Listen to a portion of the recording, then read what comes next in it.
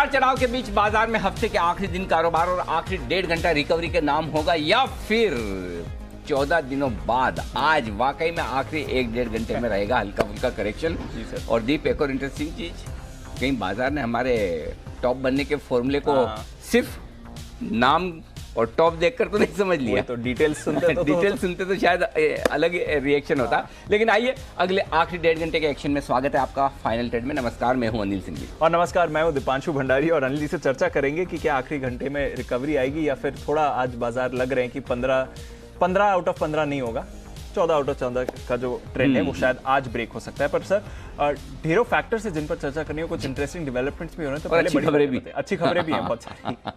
बिल्कुल, तो बड़ी बातें बताएं। बड़ी बातें इस वक्त बाजार की आज दबाव में है, बाजार थोड़े ऊपरी स्तरों से लगातार, और इसलिए ग्लोबल संकेत थोड़े से कमजोरी वाले आप कह सकते हैं कि कल अमेरिका में थोड़ी कमजोरी हुई, इसके बाद डाउ फ्यूचर्स सुबह से लाल निशान में 100 पॉइंट नीचे है और गिरावट थोड़ी सी बढ़ती हुई दिख रही है। इस वक्त 125-30 अंक नीचे, निफ्टी 14,500 के नीचे ट्रेड करता हुआ दिखा और बैंक निफ्टी भी लगभग 350 अंक के नुकसान के साथ 450 अंक कमजोर है। सेंसेक्स जो गिरावट आती दिख रही है वो बैंकिंग इंडेक्स में है, 1.5% नीचे बैंक इंडेक्स है। नतियों के बाद आईटी शेयरों में लगातार प्रॉफिट बुकिंग है और डाउ फ्यूचर 100 अंक नीचे। ये अब तक का बड़ा एक्शन बाजारों का। बिल्कुल, तो आज थोड़े सुस्त ग्लोबल क्यूज भी हैं सुबह से। इंतजार अब तक तो रहा है सर कि डिप पर खरीदारी आए, कोशिश भी 2-3 बार हुई पर वो सस्टेन नहीं हो पाया। किस तरह का एक्शन देख रहे हैं सर आखिरी 1.5 घंटे के लिए? कॉन्फिडेंस की थोड़ी कमी है दीप आज एक्चुअली। आज सुबह आप बता भी रहे थे कि कुछ ऐसे संकेत हैं कि थोड़ा लग रहा है आज जितनी रिकवरी चाहिए ना वैसी शार्प नहीं आ रही है ना जी सर। ऐसा नहीं कि कोई फ्री फॉल है, लेकिन रिकवरी की जो ताकत चाहिए, कैसे देखिए आप, ये आपके सामने चार्ट है। सुबह थोड़ी देर हरे में थे जी, उसके बाद एक भी बार हम ग्रीन में नहीं आए, पहली प्रॉब्लम तो वो है। दूसरी प्रॉब्लम ये कि वापस सुबह का हाई अभी तक पार नहीं हो रहा, और तीसरी प्रॉब्लम है कि हर उछाल के बाद थोड़ी रिकवरी आएगी। नहीं तो आमतौर पर एक जो गिरावट मिली तो मतलब बहुत चिंता वाली बात नहीं है, लेकिन थोड़ा सा कॉन्फिडेंस लेवल कम है कि भाई इतनी शार्प रिकवरी जो आनी चाहिए वैसी कम है। लेकिन हु नोज, 2 बजे भी तो एफआईज खुलती है, ऑफिस बहुत सारी एफआईज का 2 बजे खुलता है, हमें पता है। तो उम्मीद उन्हीं पर है कि आज 2:30 बजे के बाद फिर से 230 फैक्टर काम करेगा। हाँ, ये जो आप कह रहे हैं 15 दिनों में शायद पहली बार अब ऐसा है कि आज रिकॉर्ड नहीं बनेगा। फेयर इनफ, कभी तो ब्रेक होता ही है सर, कभी तो होना ही है, और कोई इसमें समस्या भी नहीं है। थोड़ा बहुत ऊपर नीचे तो मार्केट रहेगा ही और होना भी चाहिए, ये बिल्कुल साफ है। तो आइए इसी बाजार के अगले 1.5 घंटे के एक्शन को बढ़ाते आएंगे। भसीन साहब हमारे साथ कार्यक्रम में हो चुके हैं शामिल, लेते हैं उनसे उनके अपडेट्स और बेहतरीन पिक्स।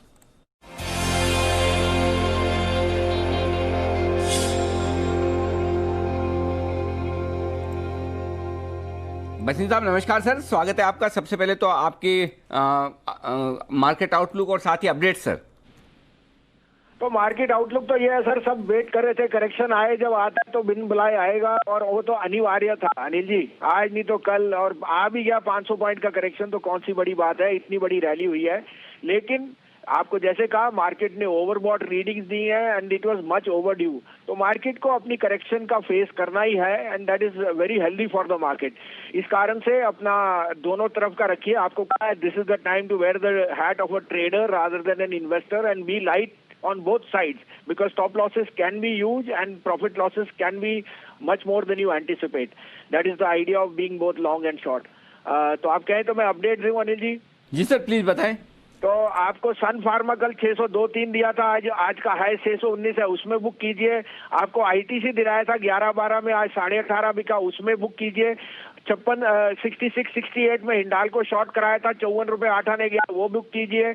औरोबिंदो फार्मा 935 में आज दिलाया, 958 गया, उसमें बुक कीजिए। 366 से 68 में बंधन बैंक दिलाया, 375 गया, उसमें बुक कीजिए। और हैवेल्स 1025 का स्टॉप लॉस था ऑन अ क्लोजिंग बेसिस, वो आज 990 हो गया, वहां पे भी प्रॉफिट बुक कीजिए। अब आप कहें तो 2 सेल 1 बाय है, आप कहें तो मैं शुरू करूं? जी सर प्लीज बताएं, पहले शुरुआत करते हैं बाय कॉल से। तो बाय में होएगा सर, जैसे महिंद्रा का आउट परफॉर्मेंस आपको दिख रहा है, it is evident Mahindra finance will report the best ever stellar numbers. 187 रुपए का भाव है, लीजिए। 180-250 का स्टॉप लॉस है, 198-200 के टारगेट। फेडरल बैंक बेचिए सर, 74 से 74.5, 76 का स्टॉप लॉस, 67 का टारगेट। और L&T बेचिए 1360-65 में बेचिए, 1390 का स्टॉप लॉस, 1310 का टारगेट। ओके, ये है आपके लिए 2 शॉर्ट कॉल हैं और 1 बाय कॉल। फिर M&M फाइनेंस नतीजों के पहले यहाँ पर खरीदारी, आज L&T फाइनेंस के रिजल्ट्स आने वाले हैं, लेकिन M&M फाइनेंस में यहाँ पर खरीदारी करें 187 187 के आसपास, 182 हाफ 182.50 का स्टॉप लॉस, 198 200 के टारगेट। फेडरल बैंक का फ्यूचर बेचें आप 74 हाफ के आसपास, यहाँ पर बिकवाली करें, 76 का स्टॉप लॉस होगा और 67 67 रुपए के आसपास। 67 का पहला टारगेट रखें, 64 का दूसरा टारगेट रखिए। L&T बेचिए 1360 1365 की रेंज में, 1390 का स्टॉप लॉस होगा आपका और 1310 तक के टारगेट आपके लिए भसीन साहब की तरफ से। शुक्रिया भसीन साहब, ये बेहतरीन 3 पिक्स देने के लिए। 2:50 पर आपसे होगी फिर मुलाकात, लेंगे कुछ आपके बेहतरीन क्लोजिंग आइडियाज। तब तक किरण जी तैयार है बिगुल के साथ और किरण जी का करते हैं स्वागत। किरण का कमाल।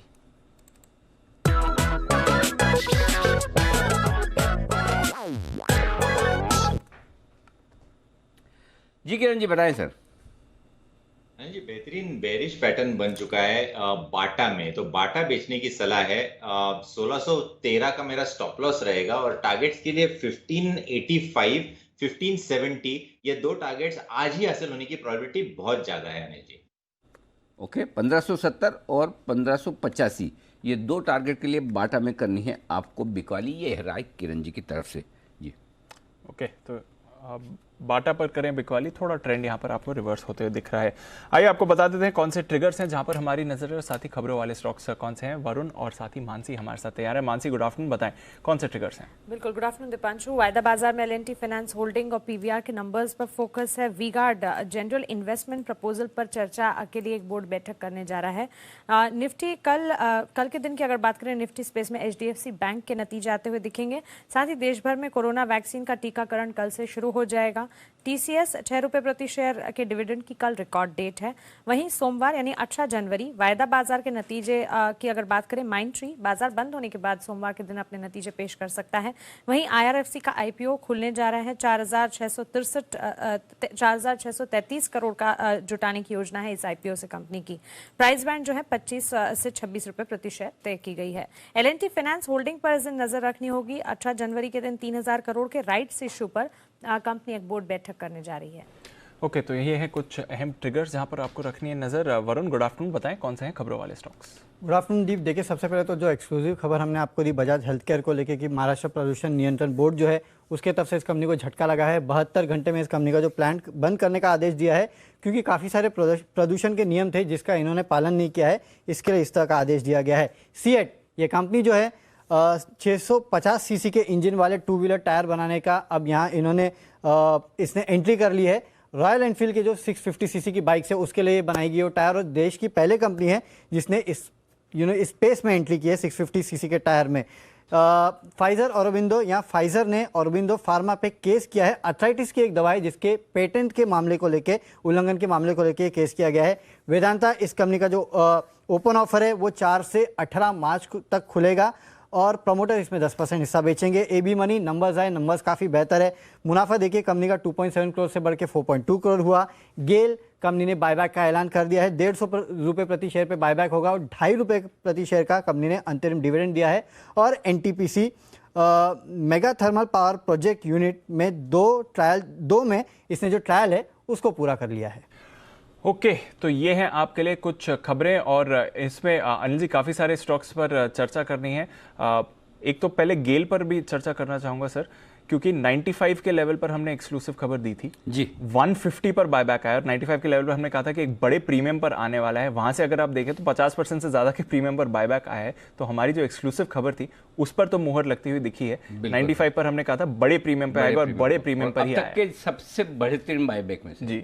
और उस दिन मुझे याद है, अगर आई डोंट नो वो है हमारे पास प्रोमो तो हम बता सकते कि अब तक के जितने PSUs का बायबैक है सबसे बेस्ट बायबैक गेल का होगा। आपने कहा भी था उस समय कि बड़ा बायबैक आएगा। और एक्चुअली कल जब हम सारी स्टडी करके बैठे थे तब ये लग भी रहा था कि 145 से 155 की रेंज में बायबैक आना चाहिए, इसीलिए वो बायबैक की कैलकुलेशन वाला हमने होल्ड कर दिया। हमें ऐसा लगा कि अब ऑलरेडी 145 के आसपास है, 140, अब पता नहीं यहाँ से अब इतनी कम प्रीमियम दिख रही, तो कॉन्फिडेंस नहीं था। रिसर्च सही थी, कॉन्फिडेंस नहीं था। कई बार ऐसा होता है, हम कई बहुत सारे, आपको लगता है जो सारी रिसर्च करते हैं वो उसके पीछे कई सारी रिसर्च ऐसी होती है जो होती ही नहीं है जी, रह जाती है ऑन एयर आने से, क्योंकि जब थोड़ा इफ या बट और जब हम आपस में डिस्कशन करते हैं करें नहीं करें, अरे सर रहने देते हैं, चलो जाने दो। तो वो सारी चीजों में अच्छा एक पीवीआर के PVR रिजल्ट, के पहले नतीजे पीवीआर देख लेते हैं रिजल्ट एक बार, उसके बाद इस पर चर्चा घाटा है सर 49 करोड़ का बस। ओके, हमारा अनुमान 110 करोड़ के घाटे का था, तो उस हिसाब से देखें कम है, बहुत अच्छा है, कम है। किराए कम किए होंगे इन्होंने, सब जगह रीनेगोशिएट करे होंगे सर, डेफिनेटली किए होंगे या नहीं दिए होंगे या मना कर दिया होगा, तो कर भी सकते हैं उसमें कि आजकल सब किराएदार ऐसे ही कर रहे हैं जी। हाँ, रेवेन्यू आई है कितनी आय? 45 करोड़ के, किस चीज से आई है? ओके, तो चलिए 45 करोड़ के आय, 49 करोड़ का घाटा है। ये है पीवीआर के रिजल्ट्स। कुणाल जी तैयार है ना? जरा चार्ट देखिए फटाफट।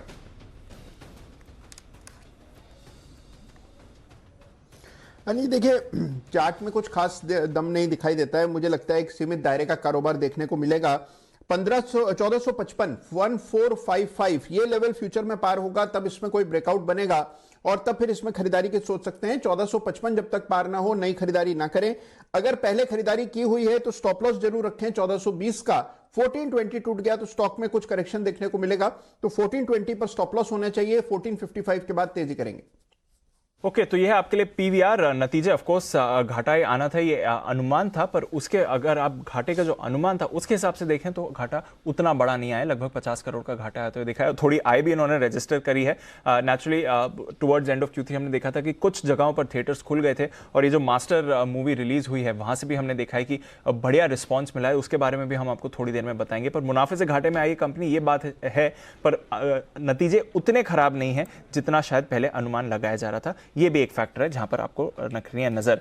तो सर पीवीआर फोकस में आ रहा है और स्टॉक रिकवर करते हुए दिख रहा है, पर एक स्टॉक जिसमें काफी तेज उतार चढ़ाव हो रहा है, काफी चर्चित रहा है ये स्टॉक पिछले कुछ दिनों से, और आज कुछ नया इंटरेस्टिंग डेवलपमेंट हुआ है। सर टाटा मोटर्स पर देखिए, एक थोड़ी ट्वीट आई थी एक हैंडल से जो कह रहा है Tata Motors electric vehicle, unverified handle है, 7000 के आसपास के फॉलोअर्स हैं, पर उससे बाजार में एक्शन थोड़ा ज्यादा बढ़ गया और अब शायद उस पर और भी डेवलपमेंट्स हो रहे हैं सर। हाँ, इस पे जो इन्होंने डाला ट्वीट की, आजकल तेरे मेरे प्यार के चर्चे हर जवान पर, सबको मालूम है, सबको खबर हो गई। और ये टाटा मोटर्स की इलेक्ट्रिक व्हीकल आम का ट्विटर हैंडल है। अच्छा, टाटा मोटर्स का जो ऑफिशियल हैंडल है वो इसे फॉलो करता है, ये इन्हीं की कंपनी का हैंडल है। इन्हीं की कंपनी हाँ, बाद में उन्होंने कंफर्म किया भाई हैंडल हमारा ही है, लेकिन मस्ती मस्ती में डाला है। अब इन्होंने मस्ती की, लेकिन मार्केट को तो मार्केट को जितना मजा है ना आग लगने में नहीं आता ना, उतना मजा आग से पहले के धुएं में आता है। तो इन्होंने धुआं लगा दिया कि भाई हाँ, खाली अगर यही लाइन होती ना, आजकल तेरे मेरे प्यार के चर्चे हर जवान पर, तो कंफ्यूजन बना रहता। लेकिन जब दूसरी लाइन लगी, सबको मालूम है, सबको खबर होगी, तो फिर इसका मतलब लगता है कि अच्छा हो रहा है। लेकिन जिस तरह का धुआं और जिस तरह की बातें हो रही है ना, कुछ तो कहीं कहीं आग तो लगी है। और उन्होंने टैग भी करा है, टेस्ला को टैग भी करा है। मुझे लगता है कहीं कहीं आग तो लगी है। अब इन्होंने भले ही जिस आदमी ने ट्वीट डाला होगा, इनका मार्केटिंग वाला या सोशल मीडिया का जो हेड होगा, उसको मार्केट के बारे में समझ नहीं होगी, लेकिन मार्केट को इतना काफ़ी है सुराग की। देखिए 5-6% स्टॉक ऊपर चल पड़ा। हालांकि इसके बाद टाटा मोटर्स ने क्लेरिफाई किया है कि ऐसा कोई टाई अप या इस तरह का कोई बात नहीं है, हमने सिर्फ ऐसे ही हल्के फुल्के अंदाज में डाला है। ट्वीट हटा दिए, ट्वीट हटा दी अभी मैंने रिफ्रेश किया, हटा दिया सर। ये वो ठीक है दीप। कई बार क्या होता है कि जो डिजिटल मार्केटिंग वाले लोग होते हैं या सोशल मीडिया हैंडल करने वाले होते हैं, उन्हें स्टॉक मार्केट के एंगल से इम्पैक्ट समझ नहीं आता, which is fair, benefit of doubt. Tata Motors कभी जानबूझ के इस तरह का वो नहीं करे, वो ये ठीक है, हल्के फुल्के अंदाज में उन्होंने डाला है और उसको उसी तरह से हल्के फुल्के अंदाज में ले। पैसे आपके हैं, ट्वीट हट सकता है, पोजीशन हट नहीं सकती एक बार लेने के बाद। तो प्लीज टाटा मोटर्स का रिएक्शन एकदम क्लियर कट है कि ऐसा कुछ इससे मतलब ना निकाला जाए, इसका कोई मतलब है भी नहीं, लेकिन एंजॉय कीजिए जो हो रहा है इससे बस। बिल्कुल सर, वही बात है। 2 दिन पहले वैसे सेबी को एक्सचेंजेस को इन्होंने क्लैरिफिकेशन दिया था जब खबरें चल रही थी कि ऐसा हमारी तरफ से कोई प्लान नहीं है, पर ट्वीट भी अभी हटा दिए। पर ये थोड़ा डेवलपमेंट हो रहा है, इंटरेस्टिंग एक्शन रहा है टाटा मोटर्स में पिछले 1-1.5 घंटे का। ओके, बिगुल्स की तैयारी है बैक टू बैक, पहले सुमित जी और उसके बाद वागले साहब। तो सुमित का सुपरहिट।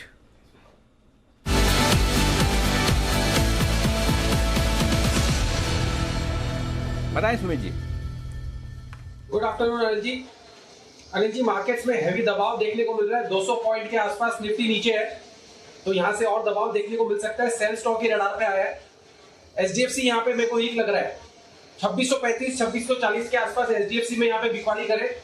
कल का परसों का लो ब्रेक हो चुका है और स्टॉक यहां से लगता है मेरे को 2600 2570 ये लेवल दिखाना चाहिए। 1 से 2 दिनों के लिए ये ट्रेड होगा। ऊपर में 2680 के आसपास का स्टॉप लॉस है, तो 2680 2690 का रेजिस्टेंस है। जब तक ये लेवल ऊपर में टूटेगा नहीं तब तक इसके अंदर सेल साइड का व्यू लेके काम करना है। और नीचे में 2600 का लेवल टूटते ही 2570 रुपए तक के लेवल एचडीएफसी में देखने को मिल सकते हैं, तो बिकवाली करके चलने का सलाह रहेगा एचडीएफसी में। ओके, तो एचडीएफसी पर करनी है बिकवाली, और इसलिए हम देख भी रहे हैं कि बाजार के जो थोड़ी दबाव आती हुई दिख रही है उसका एक अहम कंट्रीब्यूटर एचडीएफसी है। By the way bank Nifty पर एक बार नजर डालें क्योंकि यहाँ पर थोड़ी गिरावट और बढ़ी है, 450 अंक नीचे अब आपको बैंक निफ्टी ट्रेड करते हुए दिख रहा है। तो थोड़ा प्रेशर इस समय बाजार पर बढ़ता हुआ आपको फिलहाल निफ्टी पर भी देखें तो 200 अंकों से ज्यादा की गिरावट है, 14,400 के नीचे इस समय निफ्टी भी आपको आते हुए दिखाए। कहाँ से आ रहा है प्रेशर इस समय, एक बार वहां पर भी आप नजर डाल लें। जिस तरह से प्रेशर इस समय बन रहा है नजर रखिए, क्योंकि ओके वागले साहब के पास एक कॉल तैयार है, तो पहले वागले साहब की कॉल ले लेते हैं। बिगुल वागले के वंडर।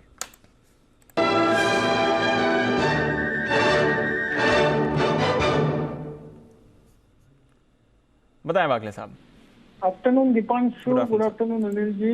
मुझे बेचना है रिलायंस 1933-34 में एक 15 रुपए के स्टॉप लॉस से 1948 का मेरा स्टॉप लॉस होगा, और मुझे 1880 टू 1890 तक की डाउन साइड दिख रही है। मुझे रिलायंस में क्लियर कट वीकनेस दिखाई देता है, और मेरा डिस्क्लोजर यह है कि हमने हमारे क्लाइंट्स को लगभग एक 2-3 रुपए ऊपर अभी एक 10 मिनट पहले ये लेवल पे बेचने की सलाह दी है।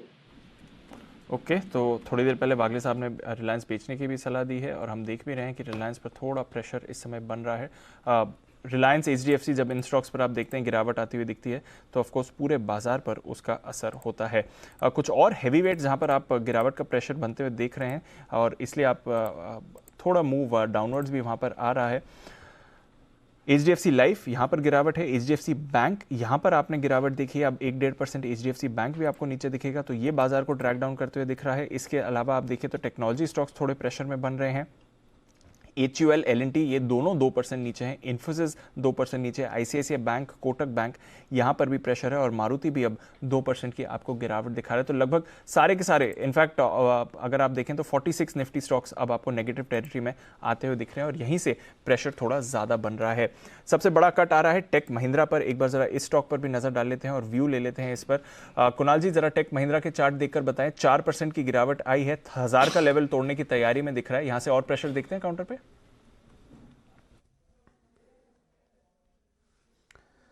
देखिए थोड़ा बहुत प्रेशर बिल्कुल मुमकिन है दीपांशु। चार्ट पैटर्न भी थोड़ा कमजोर बन रहा है, एक टावर टॉप रिवर्सल पैटर्न होता है वो यहाँ बना हुआ है, तो बहुत मुमकिन है कि यहाँ पर आपको 950 रुपए तक का एक करेक्शन देखने को मिलेगा। लेकिन ओवरऑल स्ट्रक्चर मजबूत है, तो मुझे लगता है कि बजाय इन स्तरों पर शॉर्ट करके ये जो सेल साइड का मूव है इसको कैप्चर करने का प्रयास करें, निचले स्तरों पर खरीदारी करें, वो ज्यादा मुझे लगता है सेंसिबल होगा। तो यहाँ पर अगर ये 950 965 के लेवल्स आते हैं तो वहां पर खरीदारी के मौके तलाशने चाहिए। फिलहाल वेट एंड वॉच करें।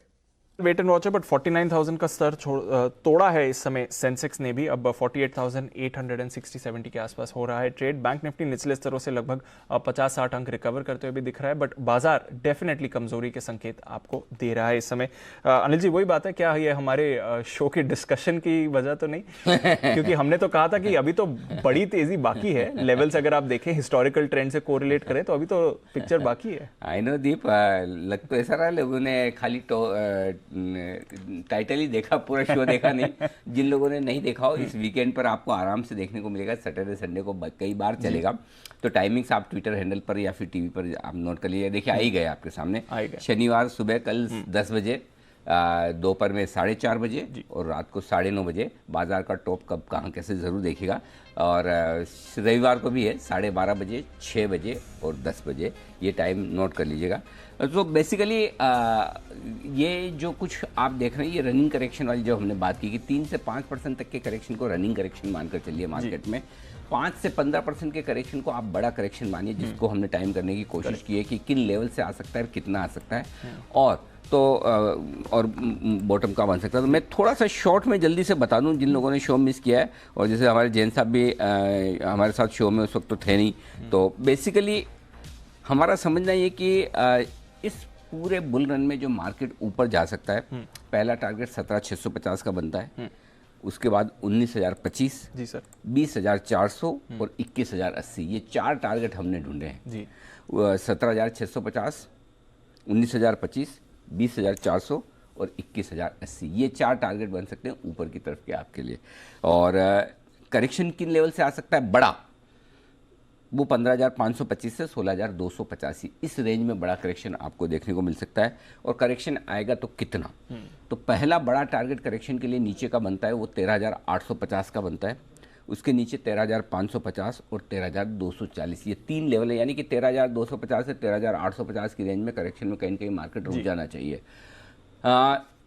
एक डिस्क्लेमर भी देना चाहता हूँ, और जो हमने स्टडी की, और मैं बहुत ईमानदारी से कहना चाहता हूँ कि जितना कॉन्फिडेंस हमें बॉटम फॉर्मूला बनाने वाली स्टडी में था, इसमें उतना कम है।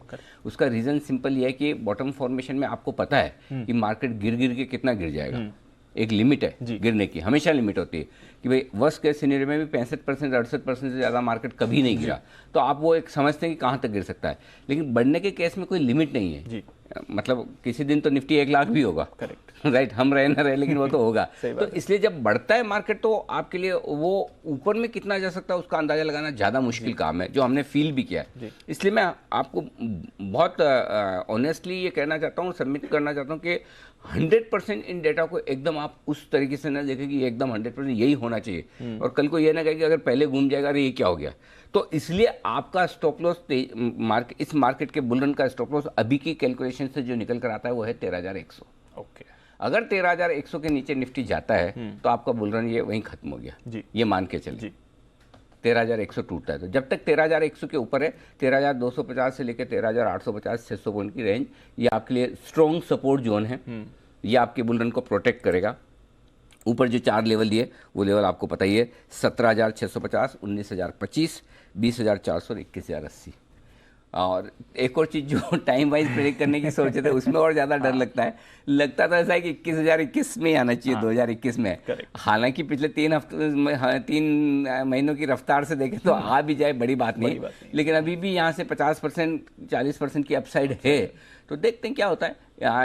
जिस स्टडी के हिसाब से तो 2021 बढ़िया रहना चाहिए। बिल्कुल सर, तो 2021 अच्छा रहेगा, और अगर गिरावट भी आई सर तो 10% के आसपास की गिरावट से घबराना नहीं है, तो 13,100 का एक स्ट्रॉन्ग सपोर्ट निकल कर आ रहा है। सिंपल चीज़ है दीप, मैं 10% की गिरावट से घबराना चाहिए या नहीं चाहिए उसका जवाब अलग है।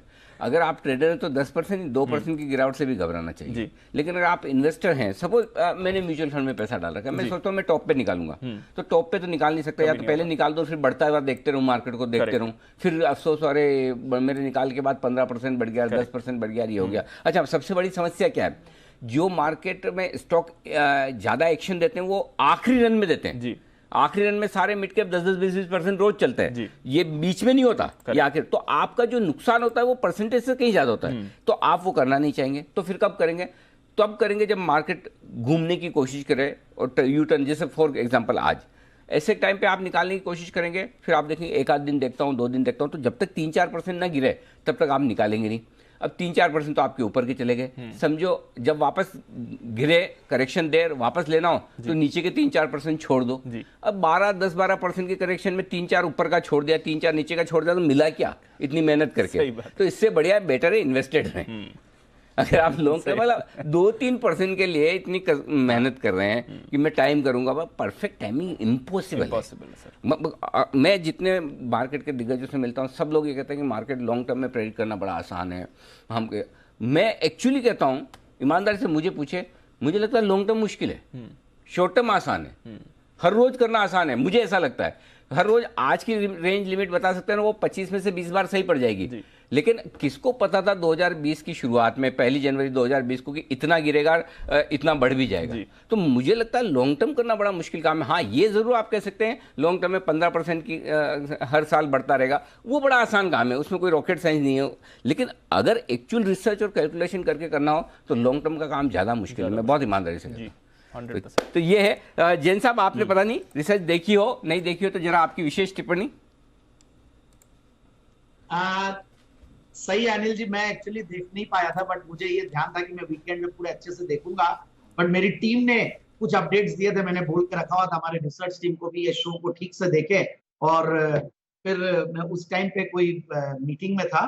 बट यस, जो आपने लॉजिक दिया वो सही है, और मुझे ऐसा लगता है जो आपका, मैं पूरा सहमत हूँ, जो ये बॉटम वाली जो चीज बताई है करेक्शन के बाद 13,200 से लेकर 13,850, यानी 13,150 से लेकर 13,850 मुझे भी ये लग रहा हो, क्योंकि 13,800 से समहाउ मुझे भी कंफर्ट नहीं आ रहा। मैं समहाउ हम लोगों ने कुछ क्लाइंट्स को अगर वो राय लेते हैं तो हम लोग अपने पोर्टफोलियो के अगेंस्ट में हेजिंग के लिए कुछ हम लोगों ने कॉल्स भी कुछ बिकवाई थी। ऐसा जो लोग ऑप्शंस और कैश मार्केट और वो फ्यूचर सारे साथ में करते हैं, तो 13,800 एक बहुत स्ट्रॉन्ग सपोर्ट। अभी भी ये करेक्शन के बाद वहां आए तो बाद में बहुत बड़ा हेल्दी करेक्शन आएगा। और ये बात भी सही है, टाइमिंग करना इज इम्पॉसिबल और लॉन्ग टर्म में बोलना बहुत इजी है। 15% का कैगर 1979 से सेंसेक्स देते आ रहा है और निफ्टी जब से तब से वो भी देते आ रहा है।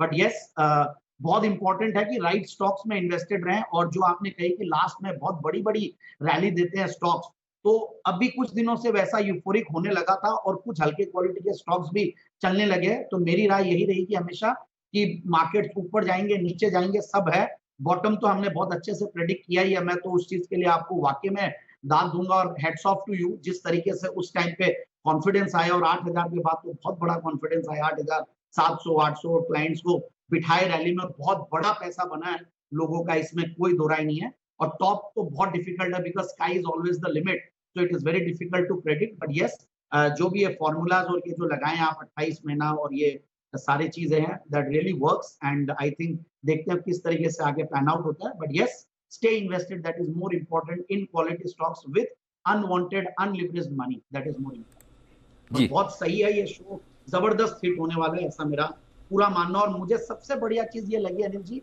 कि बॉटम के टाइम पे भी हिम्मत करके हमने ये शो बनाया, और अब टॉप के टाइम पे जब लोग भयंकर कंफ्यूज है, इतने फोन्स इतने मैसेजेस आते कि ये कब आएगा करेक्शन, कब आएगा, वैक्सीन से ज्यादा जब करेक्शन का वेट करने लग गए तो मुझे लगता है जैन साहब उसका उस पे आपको एक शेर सुनाता हूँ। गिरते हैं शह सवारी मैदान जंग में, वो शख्स क्या गिरे जो घुटनों के बल चले। तो अगर आप रिसर्च करेंगे, अगर आप कॉल देंगे, अगर आप प्रेडिक्ट करेंगे, अगर आप एनालिसिस करेंगे तो ही गलती होगी।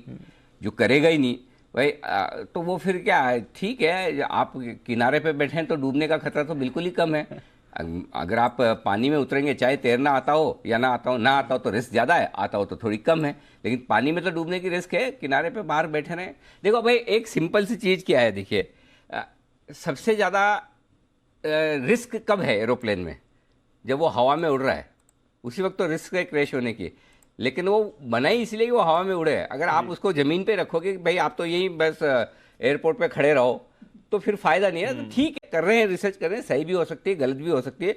ईमानदारी से कोशिश की है, मेहनत की है, पिछले 3-4 महीनों से खूब मेहनत की है इन डेटा क्रंचिंग पर, और एक एक फॉर्मूला बार बार लगा। पिछली बार मुझे याद है हमने 593 बार परमुटेशन कॉम्बिनेशन बनाकर डेटा लगाया, 593 टाइम्स, तब जाके वो बॉटम की स्टोरी आई। तो वो अपने आप में चलता है। एनीवे, चलिए आपको पसंद आई, शुक्रिया सर। और वीकेंड पर आप मिस मत करिएगा, जो लोग भी मिस कर चुके हैं शो को ज़रूर देखिएगा। और इसलिए नहीं कि हमने बनाया, इसलिए कि आप देखें, आप समझें। और अगर आपके कुछ सुझाव हैं, कुछ कई लोगों ने मुझे सजेशन दिए, बहुत अच्छे सजेशंस भी लगे हैं, सबके अलग अलग तरीके के हैं। कुछ लोगों ने फंडामेंटल बेसिस पर दिए, पर अनफॉर्चुनेटली या फॉर्चुनेटली जो भी कह दो आप, ये रिसर्च प्योरली क्वांटिटेटिव एनालिसिस है, फंडामेंटल नहीं। मैंने कहा भी था शो में, अगर आप वापस सुनेंगे कि फंडामेंटल्स और वैल्यूएशन के लिहाज से देखेंगे तो आज ही आप अपना पोर्टफोलियो जीरो कर देंगे। ये पूरा डेटा ड्रिवन रिसर्च है, उसको इसी हिसाब से देखिए। आइए बढ़ते आगे। विश्वेश जी तैयार है, विश्वेश जी के लिए बिगुल, विश्वेश का विशेष।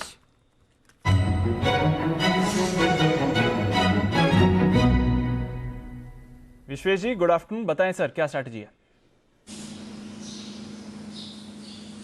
गुड आफ्टरनून जी। देखिए, मैं एक चीज़ मानता हूँ कि बाजार में जब तक सबको लग रहा है कि मार्केट गिर जाएगा तब तक तो मार्केट गिरने नहीं वाला।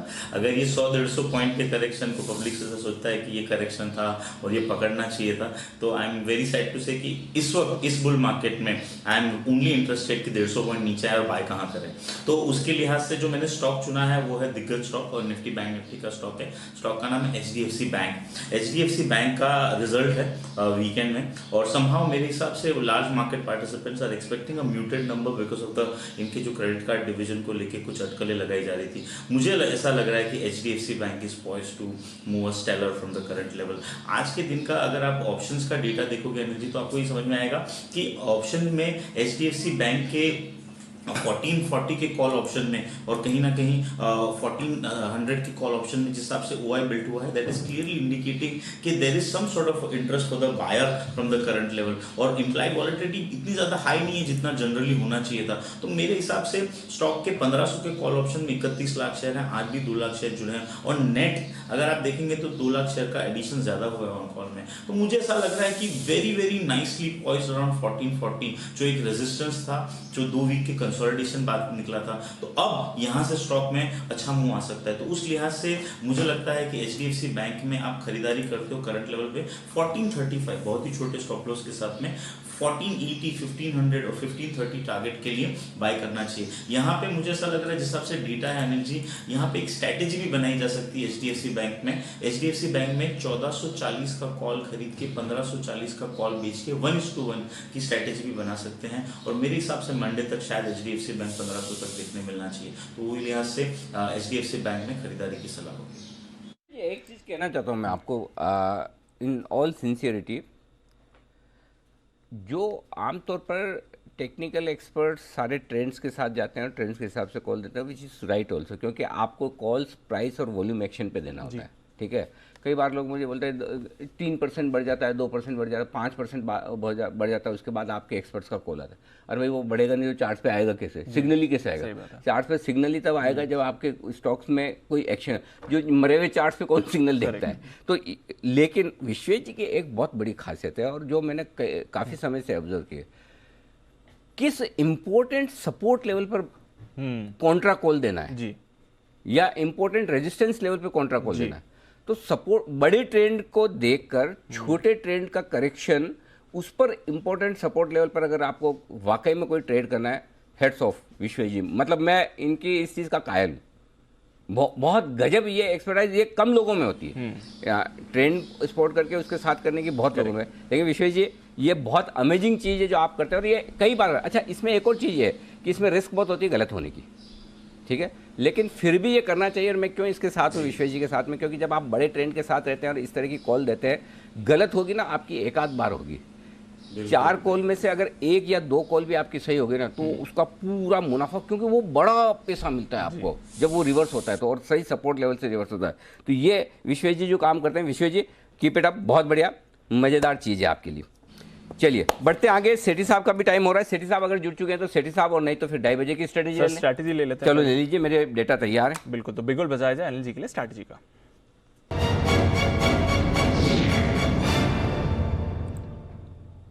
अनिल जी, भरपूर एक्शन है ग्लोबल बाजारों में, निचले स्तरों से डाउ फ्यूचर्स भी थोड़ा रिकवर हुए हैं सर, पर अभी भी अगर आप देखें तो 90 पॉइंट्स की गिरावट है। नैस्डैक फ्यूचर्स रिकवर होकर एकदम सपाट हो गए हैं।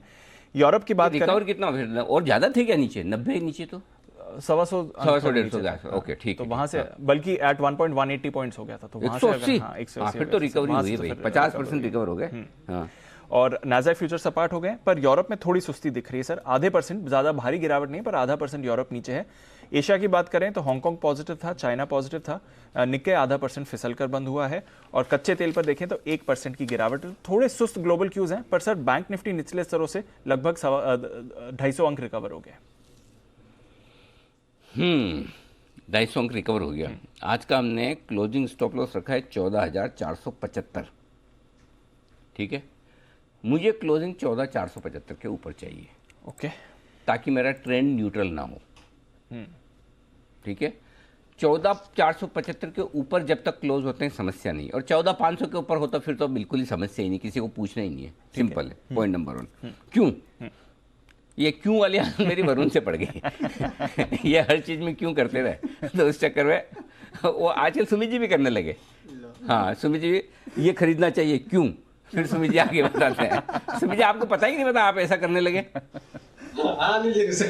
हाँ, तो मैं वरुण के लिंक थोड़े कम करने पड़ेंगे, इसकी वरुण की आदत हमें लग रही है, वरुण साथ में बैठ के लिंक करते हैं, हमें वो याद रह जाता है। अच्छा ओके, तो 14,500 यहाँ पर हाईएस्ट ओपन इंटरेस्ट से पुट में 26 लाख शेयरों का, उसके नीचे आप ट्रेड कर रहे हैं, तो 14,500 के ऊपर आना जरूरी है। और अभी फिलहाल के लिए 14,500 आपके लिए थोड़ी रुकावट का लेवल हो गया दीप, तो अब जो रेंज है नीचे की तरफ 14,350 14,500 है। 14,500 पार करके अगर अब क्या है 2:30 बजे वाला फैक्टर अभी शुरू हो रहा है, तो डेटा के हिसाब से तो हम कमजोर हैं। डेटा के हिसाब से हम मजबूत तब होंगे जब 14,500 पार करेंगे। क्लियर है? तो पहली चीज तो ये, ऊपर 14,600 पार नहीं होगा, मुश्किल पड़ेगी, क्योंकि वहां पर 28 लाख शेयर आज 14,600 के कॉल ऑप्शन में जुड़े हैं। इतना भारी एक ही दिन में लोग ऐसा मूड बदलते हैं, मतलब बड़े बेवफा से लोग हैं। इतने दिन तेजी हो रही, 14 दिन से, एक दिन हल्की सी मंदी क्या हुई, 28 लाख कॉल शॉर्ट। इंतजार कर रहे थे, इंतजार कर रहे हैं बस मौका मिले कॉल कैसे शॉर्ट करना है। तो 28 लाख शेयर आज, और टोटल मिलाकर 45 लाख शेयरों का ओपन इंटरेस्ट, और 14,500 के कॉल पर भी 28 लाख शेयरों का ओपन इंटरेस्ट। तो अब 14,500 आपके लिए बड़ा हर्डल हो गया। अभी तक के डेटा से लग नहीं रहा कि आज 14,500 पार कर पाएंगे। 14,475 14,500 के ऊपर क्लोजिंग हो तो ही ठीक है, अदरवाइज फिर थोड़ा कल के लिए मामला मुश्किल। ओके, हाँ, पहली चीज होगी। ठीक है, अब आइए बैंक निफ्टी। 32,000 होल्ड होना मुश्किल है फिलहाल। जो लग रहा है 32,000 शायद ना टूटे। 9 लाख शेयर हैं, लेकिन है ओपन इंटरेस्ट बहुत छोटा। भाई छोटा ओपन इंटरेस्ट है, वो ऐसा होता है ना कि ताला छोटा हो तो 2 हथौड़े मारो तो टूट जाएगा, ताला बड़ा हो तो फिर टाइप। तो ये छोटा वाला ताला है। 32,000 पे 9 लाख शेयरों का ओपन इंटरेस्ट है, तो कोई जोर से बेचने आ गया तो जल्दी से टूट जाएगा ये लेवल। तो 32,000 आखिरी उम्मीद है आपके लिए बैंक निफ्टी पर, और 32,500 पार नहीं होगा, वहां 13 लाख शेयर जो है। तो अभी भी जो संभावना बैंक निफ्टी में है, बैंक निफ्टी 32,500 की रेंज में ही वक्त बिता दे, बंद हो जाए। बैंक निफ्टी आज उतनी खराब क्लोजिंग ना दे जितनी निफ्टी दे सकता है। निफ्टी की तबीयत ज्यादा सीरियस है थोड़ी सी, ये दिख रहा है। तो 14,500 पार नहीं होगा तो समस्या है। ओके, चलिए, तो ये बैंक निफ्टी के लिए सर क्या इंपॉर्टेंट लेवल है? 32,500। ठीक है, तो ये आपके लिए रेंज है बैंक निफ्टी पर, और 14,500 की लेवल है जहां तक निफ्टी का सवाल है। यहां पर आप रखिए नजर। पर बाजार तो उतार चढ़ाव दिन का दे रहा है, पर कौन सी अच्छी आपके लिए शॉर्ट टर्म के लिए निवेश के मौके हो सकते हैं, चलिए जानते हैं। सेठी साहब से स्वागत करते हैं, सेठी साहब का, उनके शॉर्ट टर्म पिक्स के लिए।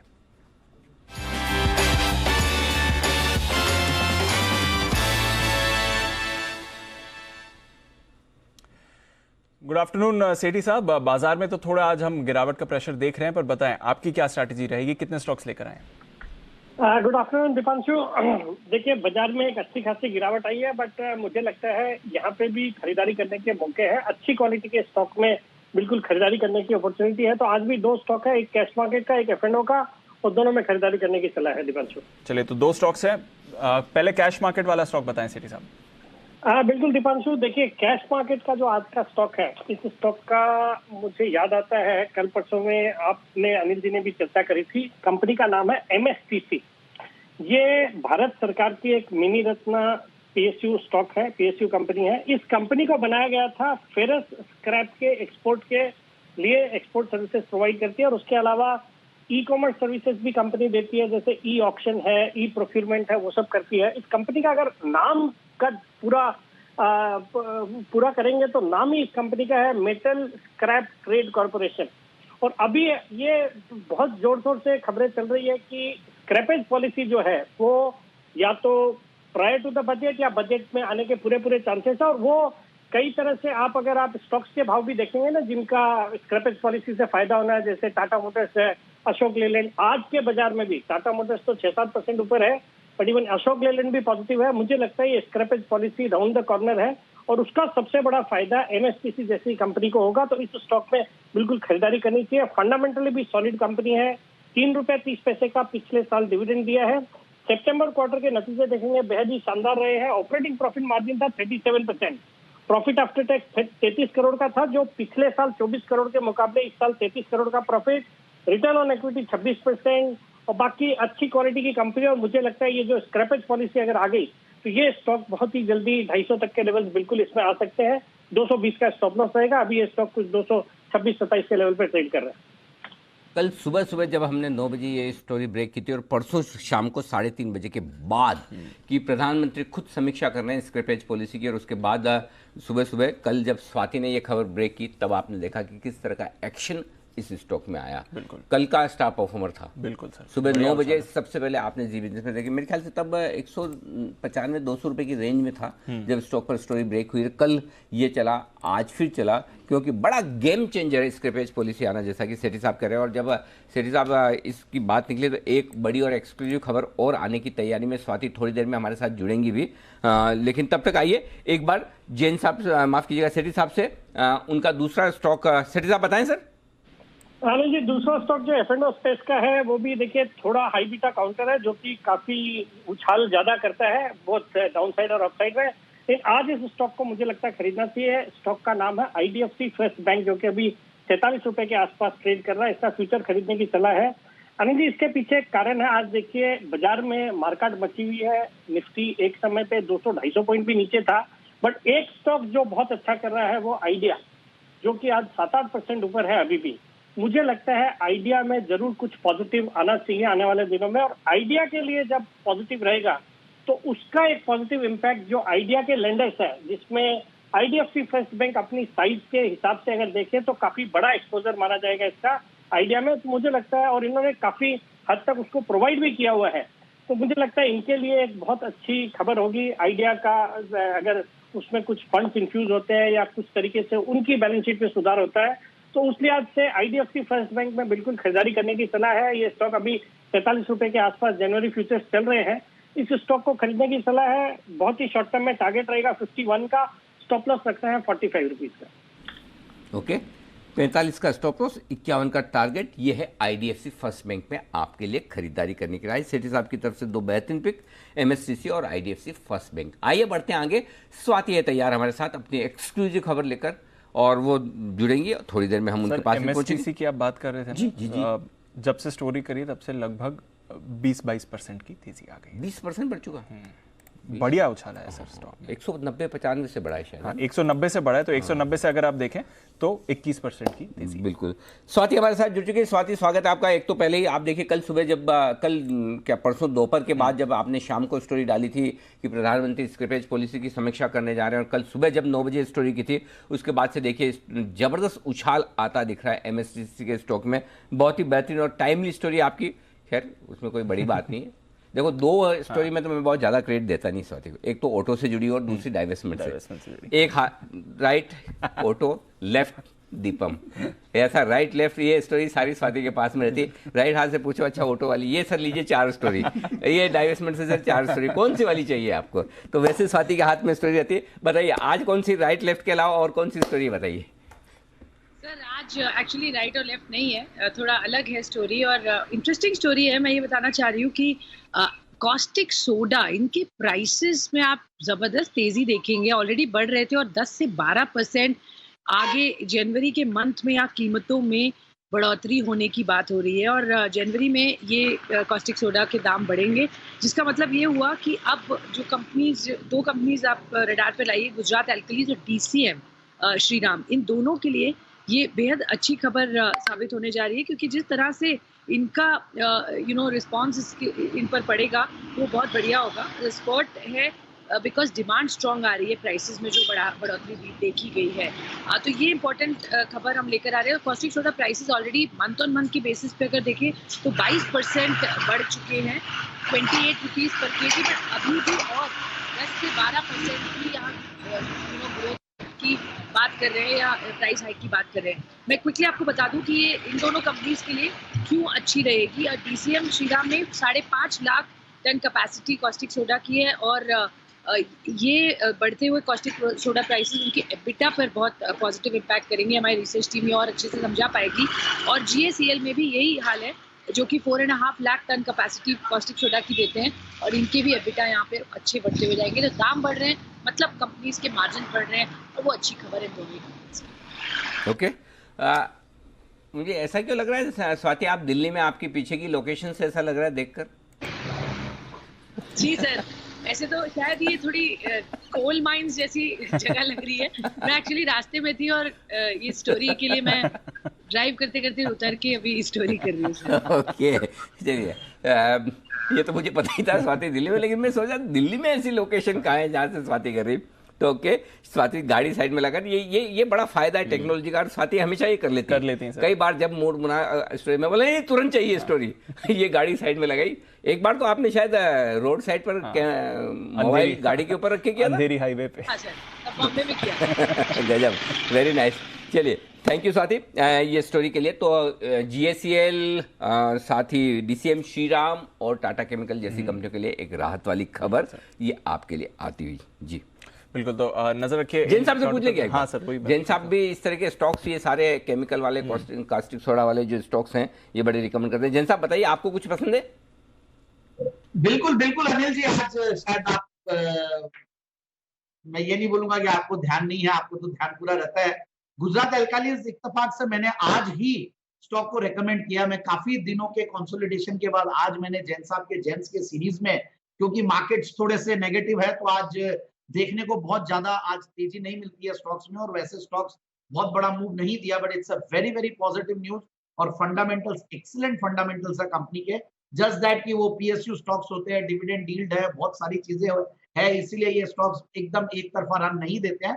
बट यस, डाउनसाइड रिस्क बहुत कम है, और मुझे गुजरात एल्कालीज मैंने आज सुबह ही रेकमेंड किया था जैन साहब के जेम्स में। एंड मेरा टारगेट जो है इस स्टॉक के लिए 390 का पहला टारगेट है, 410 का दूसरा टारगेट। जैन साहब को पसंद है गुजरात एल्कालीज, आज सुबह इसके बारे में चर्चा भी कर रहे थे। उन्होंने 390 400 का टारगेट भी दिया था, और इसके अलावा भी अगर आप देखें तो खबरों के दम पर भी एक्शन आ रहा है। जी बिजनेस की एक्सक्लूसिव खबर है आपके लिए। आइए कुछ और बेहतरीन कॉल्स लेते हैं। एक स्पेशल पिक का बिगुल राकेश जी कुणाल जी के लिए।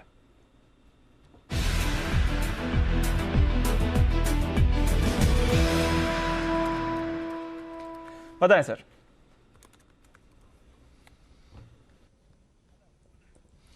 दिवांशु, स्पेशल कॉल है, स्पेशल पिक है हमारी ITC पर। इस पर एक बड़े चार्ट पर एक बड़ा रिवर्सल हो रहा है, और किसी को समझना हो बड़े चार्ट पर बड़ा रिवर्सल क्या होता है तो सिंपल इसका कैंडलस्टिक चार्ट वीकली चार्ट पे खोले तो क्लियरली समझ में आता है। एक क्लियर रिवर्सल है, क्लियर री रेटिंग की स्टोरी है, और एक वीकली चार्ट पर एक ब्रेकआउट देखने को मिल रहा है निफ्टी के गिरावट के साथ। तो निफ्टी को आउट परफॉर्म कर रहा है, ITC को मिस नहीं करना चाहिए। ओवर टू कुणाल जी।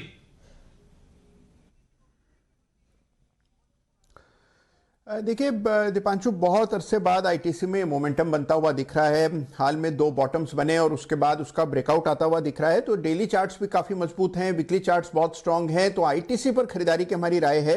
यहां पर अगर आपका ट्रेडिंग का नजरिया है तो जो आज का लो है वहां पर एक स्टॉप लॉस रख लें। 211 रुपए 211 पर एक स्टॉप लॉस रख लें। 211 रुपए 50 पैसे पर स्टॉप लॉस रख सकते हैं। और ऊपर जो पहला टारगेट है वो 225 रुपए का, 225 का पहला टारगेट, और दूसरा टारगेट 230 रुपए का। तो 225 230 के टारगेट के लिए ITC में खरीदारी कराएं। ओके, ITC लगातार बार बार कुणाल जी और राकेश जी रिकमेंड कर रहे हैं, और मजबूती के साथ रिकमेंड कर रहे हैं। ये स्टॉक आगे बढ़ने को तैयार है। और दिवाली पिक 2021 ITC LNT के नाम, बिल्कुल। तो निफ्टी को बचाने का काम ITC और LNT के जिम्मे। आप छोड़ सकते हैं इस साल कम गिरेंगे, ये बात पक्की है, और ज्यादा बढ़ेंगे, ये बात भी पक्की है। आइए ऐसे ही कुछ बेहतरीन स्टॉक्स और आपके लिए आने की तैयारी में। बसिन साहब हमारे साथ तैयार हैं, बिगुल के साथ करते हैं स्वागत।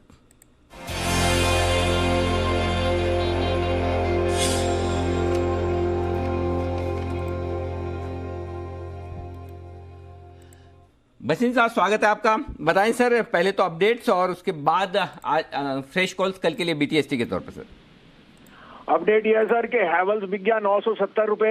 आपको 1025 का क्लोजिंग बेसिस पे स्टॉप लॉस था। जिन्होंने ट्रैक किया है वो कल एक डिसीव करके गया था, वापस आ गया। 1015 में आपसे सेल कराया था, उसमें 3% बढ़े। ITC 220 हो गया सर। आपको कल 210 11 में 12 में बोला था कि रीट्रेड। सुबह आपको अभी दिलाया, शाम को M&M फाइनेंस दिलाया, वो अभी जाएगा 195-98। और जो सेल कराया था फेडरल बैंक वो 74.75 वाला 72 बिक गया। आप शॉर्ट वाला भी काट सकते हैं सर। दोनों तरफ रहेंगे तो पैसा कमाएंगे, नहीं तो बाजार तो ऊपर नीचे चलते रहेगा। तो ट्रेडर के लिए मार्केट है, बी वॉचफुल। अब आपके लिए एक बाय एक सेल है, आप कहें तो मैं शुरू करूं? सर प्लीज बताइए। तो देखिए पेयर ट्रेड है। मुझे लगता है HCL टेक के नंबर्स बहुत अच्छे थे, लेकिन प्रॉफिट टेकिंग इसलिए आ रही है because it had already run up, but 990 रुपए पे मुझे बहुत उस पर कंफर्ट दिखती है। I think HCL tech numbers were stand out, one of the best it has ever declared. तो 1050 का टारगेट है, 970 का स्टॉप लॉस, और उसके अगेंस्ट सेल है विप्रो 440-42 में, 453 का स्टॉप लॉस रखिए, 420 का target. I think Wipro is misplaced, HCL tech should be replaced by Wipro, so that's the pair trade. Okay, तो एक ही सेक्टर में दो स्टॉक, एक खरीदे एक बेचे, परफेक्ट पेयर स्ट्रेटेजी भसीन साहब की तरफ से। 990 992 में HCL टेक में करनी है खरीदारी, और 970 पे आप लगाइएगा स्टॉप लॉस 1050 तक के टारगेट के लिए, और विप्रो यहां पर करनी है बिकवाली 440 442 में, 453 का स्टॉप लॉस और 420, और भसीन साहब के कॉल्स बाय और सेल दोनों तरफ, और दोनों तरफ सही और सटीक साबित होते दिख रहे हैं। जिस तरह से उतार चढ़ाव भरा बाजार है, अगर आप सही स्टॉक चुनेंगे खरीदने के लिए, बेचने के लिए, भसीन साहब की राय पर तो डेफिनेटली मुनाफा होगा, वो हो भी रहा है इस वक्त है। शुक्रिया भसीन साहब, कल सुबह मुलाकात होगी आपसे फिर। तब तक विश्वेश जी के लिए बिगुल, विश्वेश का विशेष।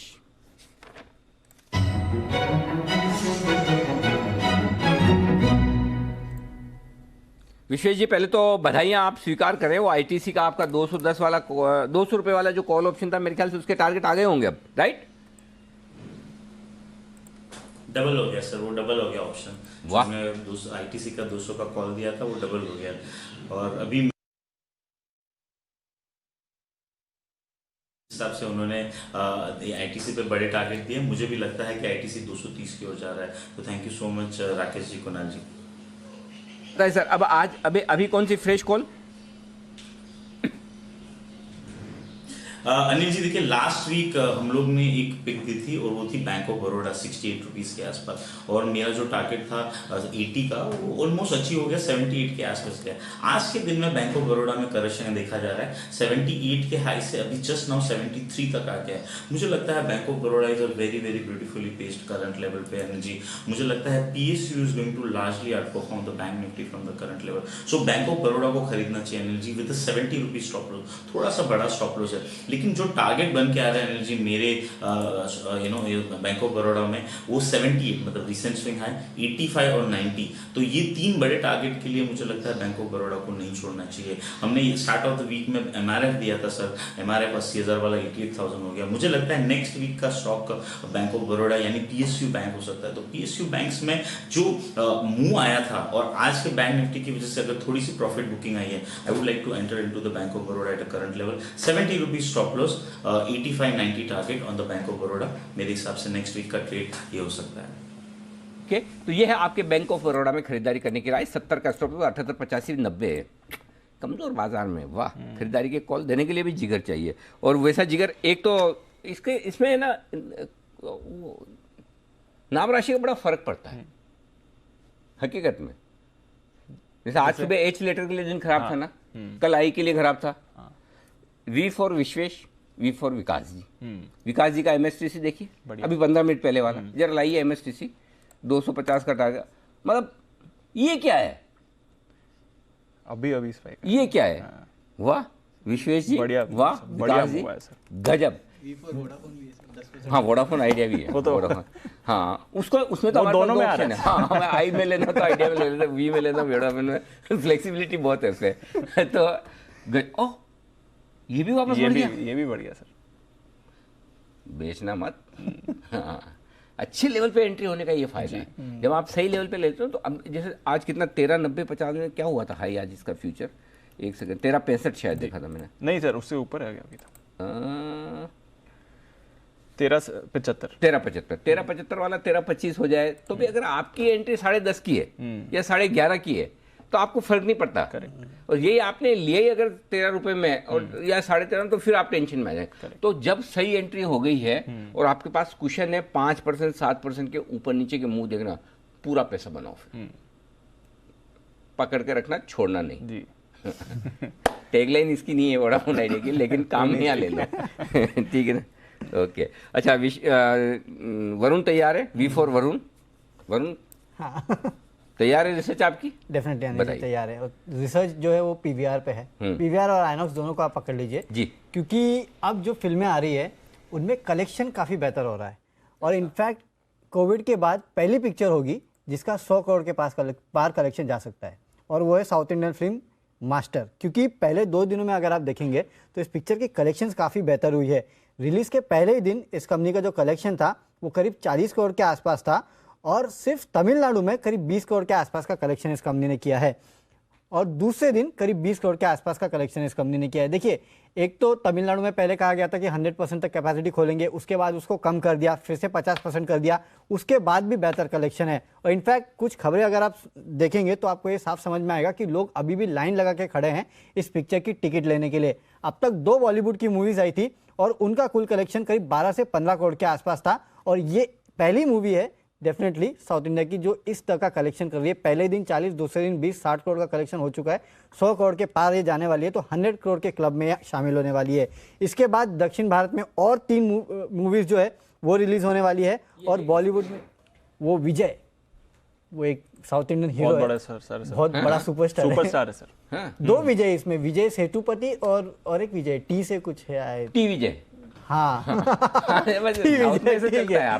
आप शॉर्ट में कर दो, वीवीएस लक्ष्मण। हाँ वैसे तो एक टी विजय और एक विजय सेतुपति जो है, ये थलापति, तो ये 2 जो मेन कैरेक्टर्स है इसमें है, और सुपरस्टार से बहुत बड़े साउथ के, तो मच अवेटेड मूवी थी ये, और अब रिलीज हो गई है तो लोग एकदम पहुंच गए देखने के लिए, लाइन लगा, क्योंकि 50% कैपेसिटी कर दी ना, तो आपके पास 100% कैपेसिटी तो है नहीं, उसके बावजूद 2 दिन में 60 टिकट भी तो नहीं मिलती। हाँ, जिसको देखने में से टिकट भी तो उसके बावजूद 2 दिन में 60 करोड़ आपने कर लिए।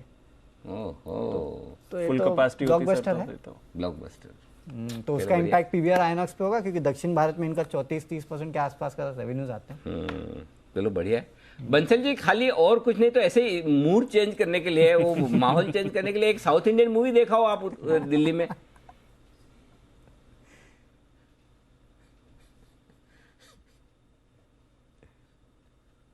अरे बंसल जी सुन रहे कि नहीं आप? कुणाल जी, बंसल जी सुन नहीं रहे, जरा आप जवाब दीजिए। अनिल जी देखिए, मैंने तो बंसल जी को प्रस्ताव दिया था, अनिल जी अगर बंसल जी चलने वाले बने अनिल जी, तो मैं साथ चलने के लिए तैयार हूं, हालांकि मुझे भी तमिल नहीं। आपको साथ ले जाके फायदा क्या है बंसल जी का? जितनी उनको समझ में आती है उतनी आपको भी समझ में आएगी।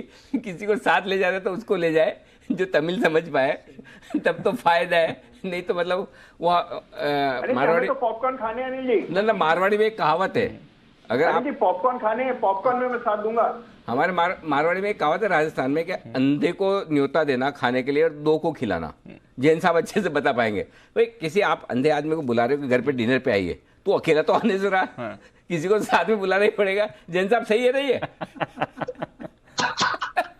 बिल्कुल बिल्कुल, जबरदस्त। और इनफैक्ट अभी ये जो राकेश जी और बंसल कुणाल जी वाला जो दोनों का साथ जाने का प्लान एक्चुअली सही नहीं है, कोई एक वैसा ही ले जाना पड़ेगा जो ट्रांसलेट करके बता दे। बट यस, मूवी इतनी अच्छी अनिल जी, एक्चुअली वहां लैंग्वेज समझने की जरूरत ही नहीं है, एक्शन विल स्पीक एवरीथिंग। अच्छा, बस यही फ्राइडे के दिन का फ्लेवर है कि थोड़ी बहुत मजाक, थोड़ी बहुत मस्ती और थोड़ा बहुत मार्केट सब साथ में चलता रहे, और इसीलिए मस्ती की पाठशाला भी अब थोड़ी देर में आने वाली है, आपको हमारे एक्सपर्ट्स बताएंगे। अच्छा, आज मैंने भी एक बहुत बढ़िया जवाब सोचा है। आप सब लोग रोज सोच के आते हो, मैं पहले सोच के नहीं आता, फिर मेरे को लगता है उसी वक्त मैं कुछ सोच लूंगा, लेकिन आज मैंने भी सोच लिया कि मैं किसको एफएम बनाना चाहता हूँ और क्यों। तो आप सबसे बढ़िया जवाब मेरा होगा आज, मैं पहले से कह रहा हूँ।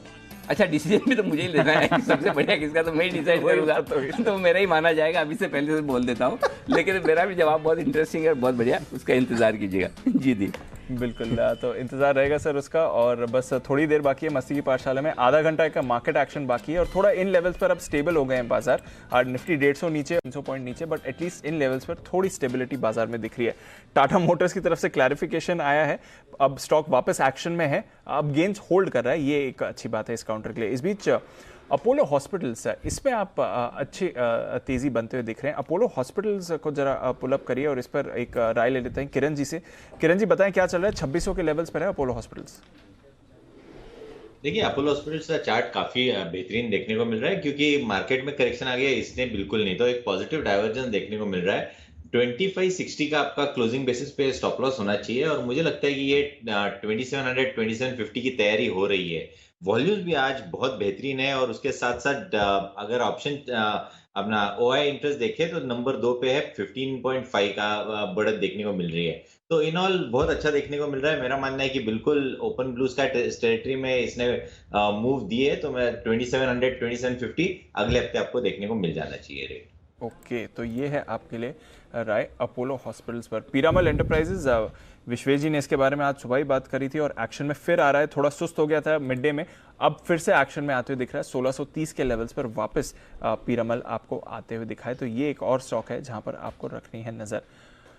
भारती एयरटेल, आज जितना बड़ा उतार चढ़ाव हुआ है बाजार में, भारती एयरटेल और बल्कि टेलीकॉम स्टॉक्स पर नजर रखिए। Vodafone idea fresh days high पर है, 1390 के लेवल पर आपको ये काउंटर आते हुए दिख रहा है। ये आज का डे हाई है। वोडाफोन में तेजी है, भारती एयरटेल में तेजी है और आज 600 के लेवल एटलीस्ट होल्ड कर रहा है स्टॉक। देखते हैं यहाँ से एक्शन बनेगा या नहीं, पर क्या है बड़ी वजह भारती एयरटेल में आज एक्शन की, जानते हैं कुशल के साथ। बताएं कुशल। बिल्कुल दीपांशु, आप देखिए भारती एयरटेल 2-3 दिन पहले भी हमने आपको बताया था कि यहाँ पर NSDL जो है वो फॉरेन इन्वेस्टमेंट लिमिट जो है वो अपडेट करने वाले थे। तो अब MSCI की तरफ से जो 9 फरवरी को रिव्यू होने वाला है, उन्होंने क्लैरिफाई कर दिया है कि भारती एयरटेल जो है इस रिव्यू में शामिल होगा।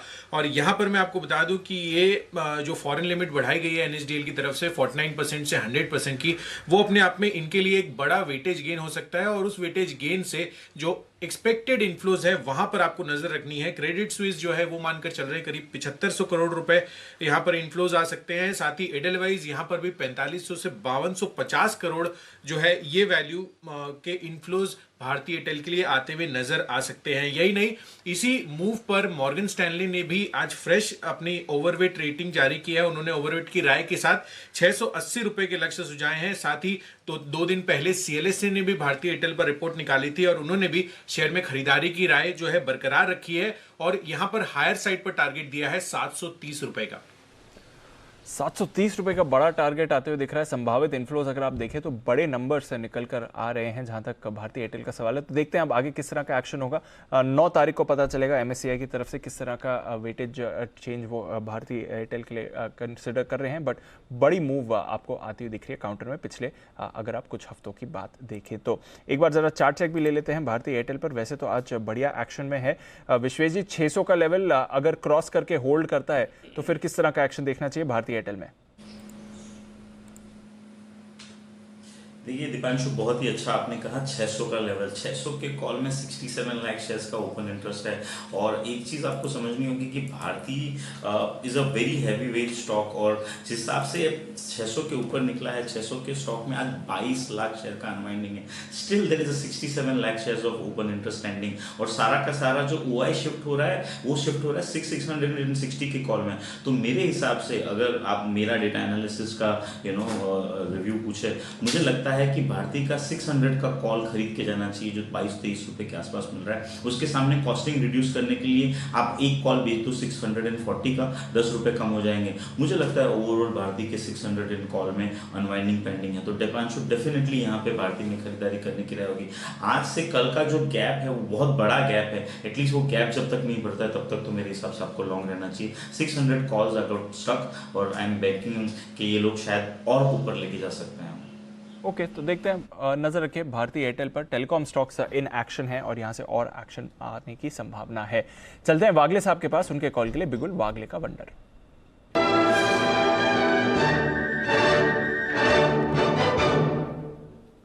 बताएं वागले साहब। दीपांशु, मेरा BTS से होगा बाय करके चलना है अपोलो हॉस्पिटल, जो आपने अभी अभी डिस्कस किया। 2600 के पार ये निकला है और पूरे दिन ये काफी स्ट्रांग है। मुझे लगता है जिस तरह से क्लोज हो रहा है 2700 तक की मूव जो किरण जी ने कहा, मैं उनके साथ सहमत हूँ। उधर तक मुझे जाते हुए दिखता है। अभी 2608 का भाव है, यहाँ पर बाय करे 2600 तक ऐड करे। मुझे लगता है 80 से 100 रुपए की मूव आपको मंडे को मिलनी चाहिए। आपका स्टॉप लॉस 2580 होना चाहिए। ओके, तो 2700 के टारगेट के लिए खरीदारी करें अपोलो हॉस्पिटल्स पर। ये है आपके लिए वागले साहब की तरफ से रहा है। और स्टॉक पर हम देख भी रहे हैं कि एक्शन पिछले कुछ मिनट में आया है। ग्रासिम पर भी एक्शन आते हुए दिखा है। वोडाफोन आइडिया की तो हम बात कर ही रहे हैं, IDFC फर्स्ट बैंक को फोकस में रखा है। ग्रासिम को इग्नोर नहीं करना चाहिए जिस तरह से इस चार्ट पर भी मूव आ रही है। सुमित जी, ग्रासिम के लेवल्स देखकर बताएं, 1036 पर कैसा लग रहा है आपको चार्ट? दीपांशु, चार्ट्स पे स्टॉक स्ट्रांग ही दिख रहा है। स्टॉक के अंदर आज छोटी सी गिरावट आई थी, लेकिन लोअर लेवल से वो गिरावट पूरी एब्जॉर्ब हो चुकी है। अब 1040 के ऊपर जैसे ये बंद देगा तो उसके बाद स्टॉक में वापस एक अच्छा अपसाइड मूव देखने को मिलेगा, जिसमें आने वाले दिनों में 1100 तक के लेवल ग्रासिम में देखने को मिल सकते हैं। तो आई थिंक बाइंग में बने रह सकते हैं स्टॉक के अंदर। ओके, तो बाइंग में बने रहें। जहां तक ग्रासिम का सवाल है, स्टॉक में है अच्छी तेजी इस समय। बंसी जी, ऑरो फार्मा आज थोड़ा सुस्त हुआ है, 2.5% की गिरावट है। और थोड़ी सुबह जो खबर आई थी फाइजर ने इनके खिलाफ एक लॉसूट फाइल कराया, हालांकि वहां से रिकवर हुआ। ये जो डिप है ऑरो में, ये क्या खरीदारी का मौका है? किस तरह से देखें इस चार्ट को?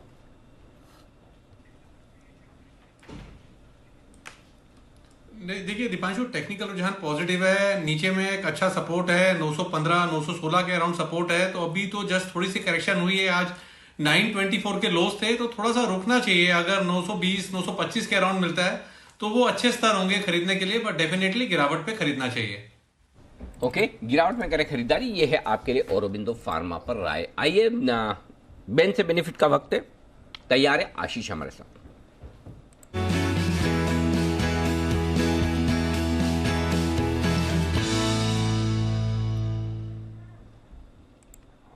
आशीष जी अनिल जी, ये जो सेल एक दिन के लिए बाहर घूमने आया था बेन से वापस बेन में आज? बिल्कुल पक्का? और काफी ज्यादा मार्केट वाइड पोजीशन है, और ऐसा गया कि अब निकलेगा ही नहीं। 150% एक ही दिन में? एक ही दिन में। वाह, अच्छा हो गया सुबह stock of the day they दिया। हाँ। तो जिन को अच्छा, मजे की बात देखो, आज मिल भी गया सबको, नहीं तो रोज मौका मिलता नहीं। नहीं तो स्टॉक ऑफ द डे मैंने देना इसलिए बंद किया, तो देते हैं गैप से खुल जाता, फिर मजा नहीं आता। तो आज सबको मौका भी मिल गया। मैंने कहा नहीं, आज लग भी रहा था कि 72 तो हो ही जाएगा आज ही। तो अच्छे लेवल पर एंट्री मिल गई सर, और टारगेट्स भी आ गए। टारगेट तो जिन लोगों ने सिर्फ आज के लिए खरीदा है वो अब बैन में जा रहा है, तो प्रॉफिट बुक कर लीजिए, क्योंकि बैन में आके अब सुस्त हो जाएगा। लेकिन जिनका व्यू थोड़ा लंबा है तो कोई दिक्कत नहीं रखना चाहिए। वो तो सर डिमांड तो जबरदस्त है इनके, ओएफएस में तो अच्छी डिमांड। अरे रिजल्ट देखना आप इस बार, मजा आएगा। तो सेल आ रहा है, और क्या है जी? दूसरा भी स्टॉक आपने बताया था, वोडाफोन आइडिया। हाँ? ये भी? अरे ना, मार्केट वाइड पोजीशन में करीब 98%। खैर इससे ज्यादा फर्क नहीं पड़ता, लोग कैश में ले लेंगे। 10 रुपए का शेयर है, सॉरी गलती हो गई, वोडाफोन आइडिया बुरा मान जाएगा सर। 14 रुपए का शेयर 14 का हो गया भाई, ऐसा क्या है? और चले जा रहा है, गजब है, अमेजिंग। फ्रेश एंट्री हो रही है सेल और वोडाफोन आइडिया। और बीएचईएल आशीष? बीएचईएल बना रहेगा, 91% है मार्केट वाइड पोजीशन में, तो फिलहाल तो बैन में रहेगा ये, तो ट्रिपल हो जाएगी लिस्ट जी। हाँ चलिए, तो नजर रखिए, बीएचईएल बना रहेगा, बट फ्रेश एंट्री होने वाली है सेल और वोडाफोन आइडिया। एक दिन के लिए सेल बाहर आया था, पर जिस तरह से आज हमने देखा 94% ओपन इंटरेस्ट एडिशन रहा इस काउंटर में, ये अब वापस आ रहा है बैन के अंदर। शुक्रिया आशीष ये डिटेल्स हमें देने के लिए। पर नजर रखें सेल, जिस पर आपको अनिल जी ने आज स्टॉक ऑफ द डे में खरीदारी की राय दी थी। कहा था रिटेल निवेशक हैं, ओएफएस में आप जरूर अप्लाई करें, और अगर ट्रेड के लिए दे रहे हैं 70-72 के 2 टारगेट से, दोनों आज हिट हुए हैं। एक बार देख लेते हैं सेल पर क्या राय दी थी। SAIL steel authority of India, यहां पर खरीदारी करने की राय है मेरी तरफ से। जो ऑफर फॉर सेल आज से रिटेल के लिए खुल रहा है, उसमें आपको पैसा लगाना है। इस बार भी रिजल्ट तगड़े आएंगे, दाम बढ़ा ही रहे हैं। इंस्टीट्यूशनल बुक बहुत अच्छी बनी है जी, प्राइसिंग भी आपको डिस्काउंट पे मिल रहा है, तो 2-4 दिन के लिए होल्ड करें, कोई दिक्कत। पोजिशनल ट्रेड कर सकते हैं 100%। वापस मुझे लगता है 70-72 हो जाएगा पर सेल 70-72 दोनों टारगेट जो आज सुबह अनिल जी ने आपको स्टॉक ऑफ द डे में दिए थे, हिट हो गए। तो ये है आपके लिए सेल, जहां पर आपने देखा है कि दोनों टारगेट्स हिट होते हुए देखे हैं, और सुपर हिट कॉल रही सेल। अभी भी अगर आप देखें तो 4.5% की गेंस होल्ड कर रहा है। पर एक और कॉल सुपर हिट रही सर, आज 14 रुपए का हो गया। 2 दिन पहले 12.5 रुपए पर आपने कॉल दी थी। वोडाफोन आइडिया पहला टारगेट आ गया 13.5 रुपए का, दूसरा टारगेट 14.5 का, ज्यादा दूर नहीं है। और आपने तो बड़े टारगेट के लिए भी कहा है, और इस साल के लिए भी स्टॉक को रखने को कहा है। क्या करें सर इस पे? जो परसों 2000 के लिए दिया था वो बुक कर लें, क्योंकि अब ये बैन में जा रहा है जी, तो वो चाहें तो बुक कर सकते हैं। ओके। और जिनको बैन वैन से ऐसे फर्क नहीं पड़ता, जिनको इन्वेस्टमेंट के लिहाज से, वो रखा हूँ, क्योंकि पूरी संभावना है कि अगले हफ्ते कभी भी शायद इनके फंड रेजिंग प्लान सामने आ सकते हैं। बेसिकली वही सबसे बड़ा ट्रिगर है। और इन बिटवीन ये दूसरी चीज़ें तो आई गई जो पॉजिटिव हो गई। सुप्रीम कोर्ट में इन्होंने फिर से वो पिटीशन डाली, वो सारी खबरों से थोड़ा पुश मिल गया। और बैन में जा रहा तो ऐसे ही नहीं जा रहा, कोई स्टॉक बैन में जा रहा होता तो कोई तो रीज़न होता, तभी बैन में जाता है, मतलब कहीं तो पोजीशन है।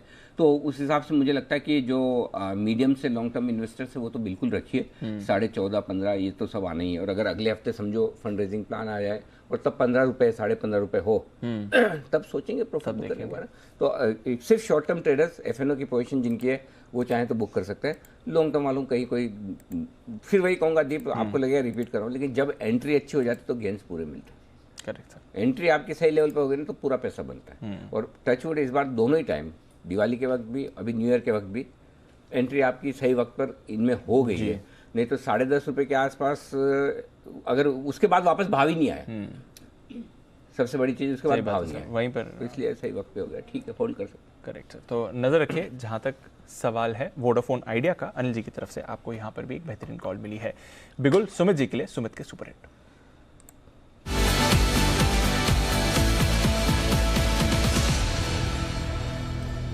बताएं सुमित जी। दीपांशु देखिए, आज मार्केट्स में एक अच्छी गिरावट देखने को मिली है, तो लोग सैड हो गए होंगे क्योंकि जनरली लोगों को तेजी करना पसंद होता है, तो गिरावट किसी को अच्छा नहीं लगता। तो जो स्टॉक अभी रडार पे आया है उसका नाम भी हैप्पी है, तो अब उसको लोगों को हैप्पी करने के लिए ये स्टॉक के अंदर खरीदारी करके चलने का सलाह रहेगा। जी हाँ, बिल्कुल सही समझ रहे हैं। हैप्पीएस्ट माइंड के अंदर एक ब्रेकआउट आ रहा है दीपांशु। ये स्टॉक सितंबर से जब से आया है तब से ये स्टॉक एक चैनल में ट्रेड कर रहा था, उस चैनल का ब्रेकआउट आज देखने को मिल रहा है। हैप्पीएस्ट माइंड के अंदर यहाँ पे सीएमपी पे खरीदारी करके चलने का सलाह रहेगा। 374-75 के आसपास स्टॉक ट्रेड कर रहा है। हैप्पीएस्ट माइंड के अंदर ये जो चैनल का ब्रेकआउट है उसका जो टारगेट बनेगा 400 रुपए का पहला टारगेट बनेगा, 425 रुपए का दूसरा टारगेट बनेगा। तो ये स्टॉक के अंदर मेरे को लग रहा है कि पिछले 3-4 महीने के साइडवेज का ब्रेकआउट जो आज देखने को मिल रहा है, और आज स्टॉक के अंदर वॉल्यूम्स भी क्लास देखने को मिल रहा है। करीब 80 लाख शेयर्स के आसपास का वॉल्यूम देखने को मिल रहा है, तो कुछ तो है इस स्टॉक के अंदर। तो बाय करना है हैप्पीएस्ट माइंड को यहाँ पे सीएमबी पे 350 का नीचे पे इसके अंदर स्टॉप लॉस लगाना है और अगले हफ्ते के लिए कैरी करना है, जिसमें 400 रुपए का पहला टारगेट बनेगा और 425 रुपए का दूसरा टारगेट बनेगा। तो 425 के टारगेट्स के लिए खरीदारी करके चलने का सलाह रहेगा। हैप्पीएस्ट माइंड यहाँ पर रखनी है आपको नजर। 400-425 के टारगेट के लिए करे खरीदारी। यह है सुमित जी की कॉल पर। कॉल आ रही है अनिल जी की तरफ से, बिगुल कल के 2000।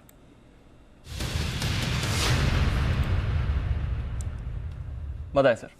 राय तो खरीदारी की है जी, ठीक है, और खरीदना है आपको 1622-23 पर चल रहा है पीरामल एंटरप्राइजेस, PEL 1.5% मजबूत है। 1622-1623 के आसपास है इस वक्त। यहाँ तेजी करिए, 1600 रुपए का लगाइएगा आप स्टॉप लॉस। 1645 आज के लिए टारगेट होगा, 1665 कल तक के लिए, सोमवार तक के लिए टारगेट। आज संभावना है कि कमेटी ऑफ क्रेडिटर्स की जो मीटिंग है DHFL को लेकर, उसमें शायद आज फाइनल फैसला आ जाए कि DHFL किसके हाथ में जाने वाली है। और अगर ज़्यादा संभावना जैसा है कि पिरामल के हाथ में हो सकती है, अगर वो हुआ तो फिर ये आपके लिए बड़े फायदे की बात होगी। फिर सोमवार को आपको गैप भी मिल सकेगा अगर फाइनल हो जाता है। नहीं होता तो आपको 1600 रुपये की रिस्क है, वो स्टॉप लॉस लगाकर आपको ट्रेड करना चाहिए। तो छोटा स्टॉप लॉस है 1600 का, 1645-1665 के टारगेट के लिए यहाँ पर खरीदारी करने की राय। तो पिरामल में ये एक्विजिशन अगर DHFL की एसेट्स का होता है तो ये इनके लिए बढ़िया होगा, बड़ी मूव कर सकती है सर। ठीक है, तो पिरामल एंटरप्राइजेस पर रखिए नजर। अनिल जी की तरफ से 1665 के फाइनल टारगेट्स हैं जहां पर आपको खरीदारी करके चलना है। चलिए अब चलते हैं जय ठक्कर के पास और स्वागत करते हैं उनका कैश के ऑप्शन के लिए।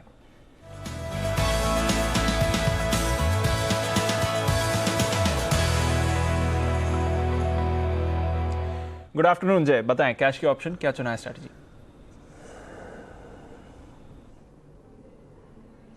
बिल्कुल, good afternoon to you Deepanshu and good afternoon to Anil ji. Well मुझे ऐसा लग रहा है, अब एक कॉन्ट्रा बैट लेना चाहूँगा इनफैक्ट मैं दीप। मॉर्निंग में तुमने पुट दिया था, बट अब मुझे ऐसा लग रहा है कि बैंक निफ्टी का 32,100 के स्ट्राइक का कॉल ऑप्शन लेकर चलना चाहिए, जो करीब अभी 502 के आसपास ट्रेड कर रहा है।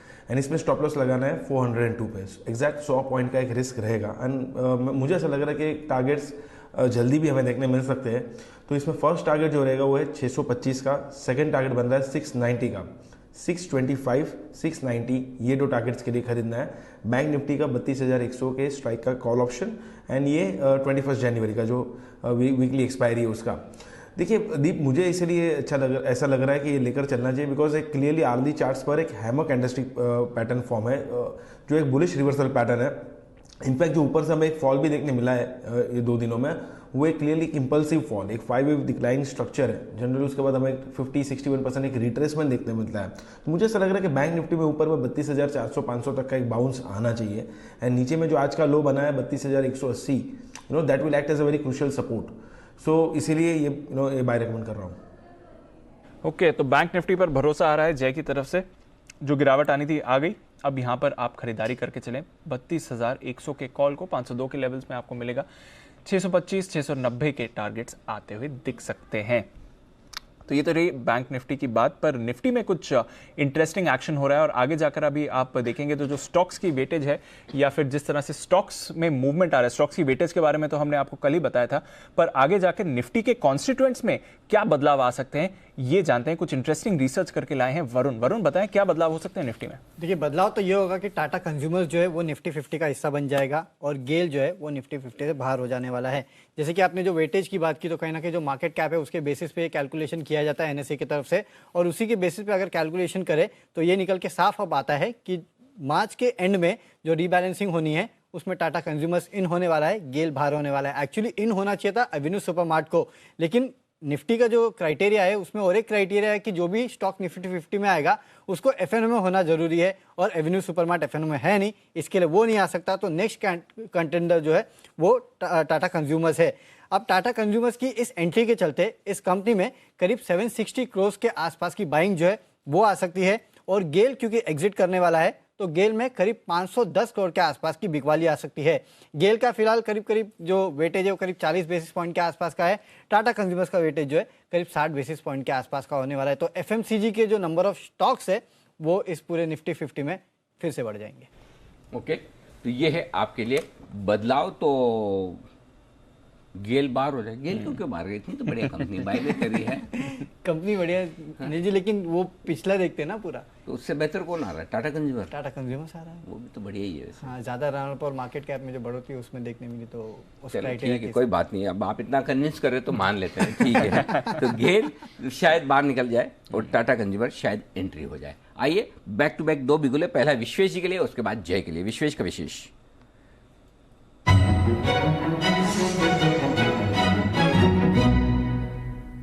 जी विश्वेश जी बताएं सर। अनिल जी देखिए, मैंने ये वीक के स्टार्ट में एमआरएफ दिया था, टायर कंपनी थी और ऑलमोस्ट 8000 to 88 हो गया। अब टायर कंपनी जो रडार पे आ रही है वो है सीएट, और सीएट चल रहा है 1250 के आसपास। अनिल जी देखिए, आज के दिन में बहुत दिनों के कंसोलिडेशन के बाद एक रेंज ब्रेकआउट कहा जा सकता है, जहां पे स्टॉक अपना वीकली क्लोज दे रहा है 1200 रुपए के ऊपर। मुझे लग रहा है स्टॉक के अंदर में फैंटास्टिक ब्रेकआउट है, तो बहुत ही छोटे स्टॉप लॉस के हिसाब से ये नेक्स्ट मंडे के लिए खरीदना चाहिए। 1230 के स्टॉप लॉस से 1300 और 1340 के लिए, इनफैक्ट 100 रुपीज के यहाँ से मूव के लिए सीएट बहुत सुपर ब्रेकआउट है, खरीदना चाहिए। मेरे हिसाब से हाई कन्विक्शन ट्रेड है। सीएट को लेके जाए नेक्स्ट वीक के लिए 1340 के टारगेट के लिए, 1230 का स्टॉप लॉस रहेगा। ओके, तो टायर स्टॉक्स पसंद है विश्वेश जी को। एमआरएफ की सुपर हिट कॉल के बाद अब सीएट पर आ रही है आपके लिए खरीदारी की राय। अब बिगुल जय ठक्कर के लिए जय के जैकपॉट।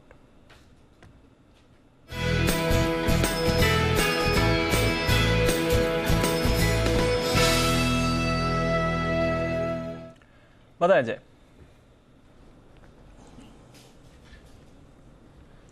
दीपांशु, पहले तो धन्यवाद विश्वेश को, बिकॉज सीएट मेरा एसपीएल मिड कैप का एक स्टॉक है जो मैंने रेकमेंड किया हुआ है, एंड डेफिनेटली हम दोनों का स्टाइल काफ़ी मैच करता है, सो डेफिनेटली उसके भी रडार में आया है।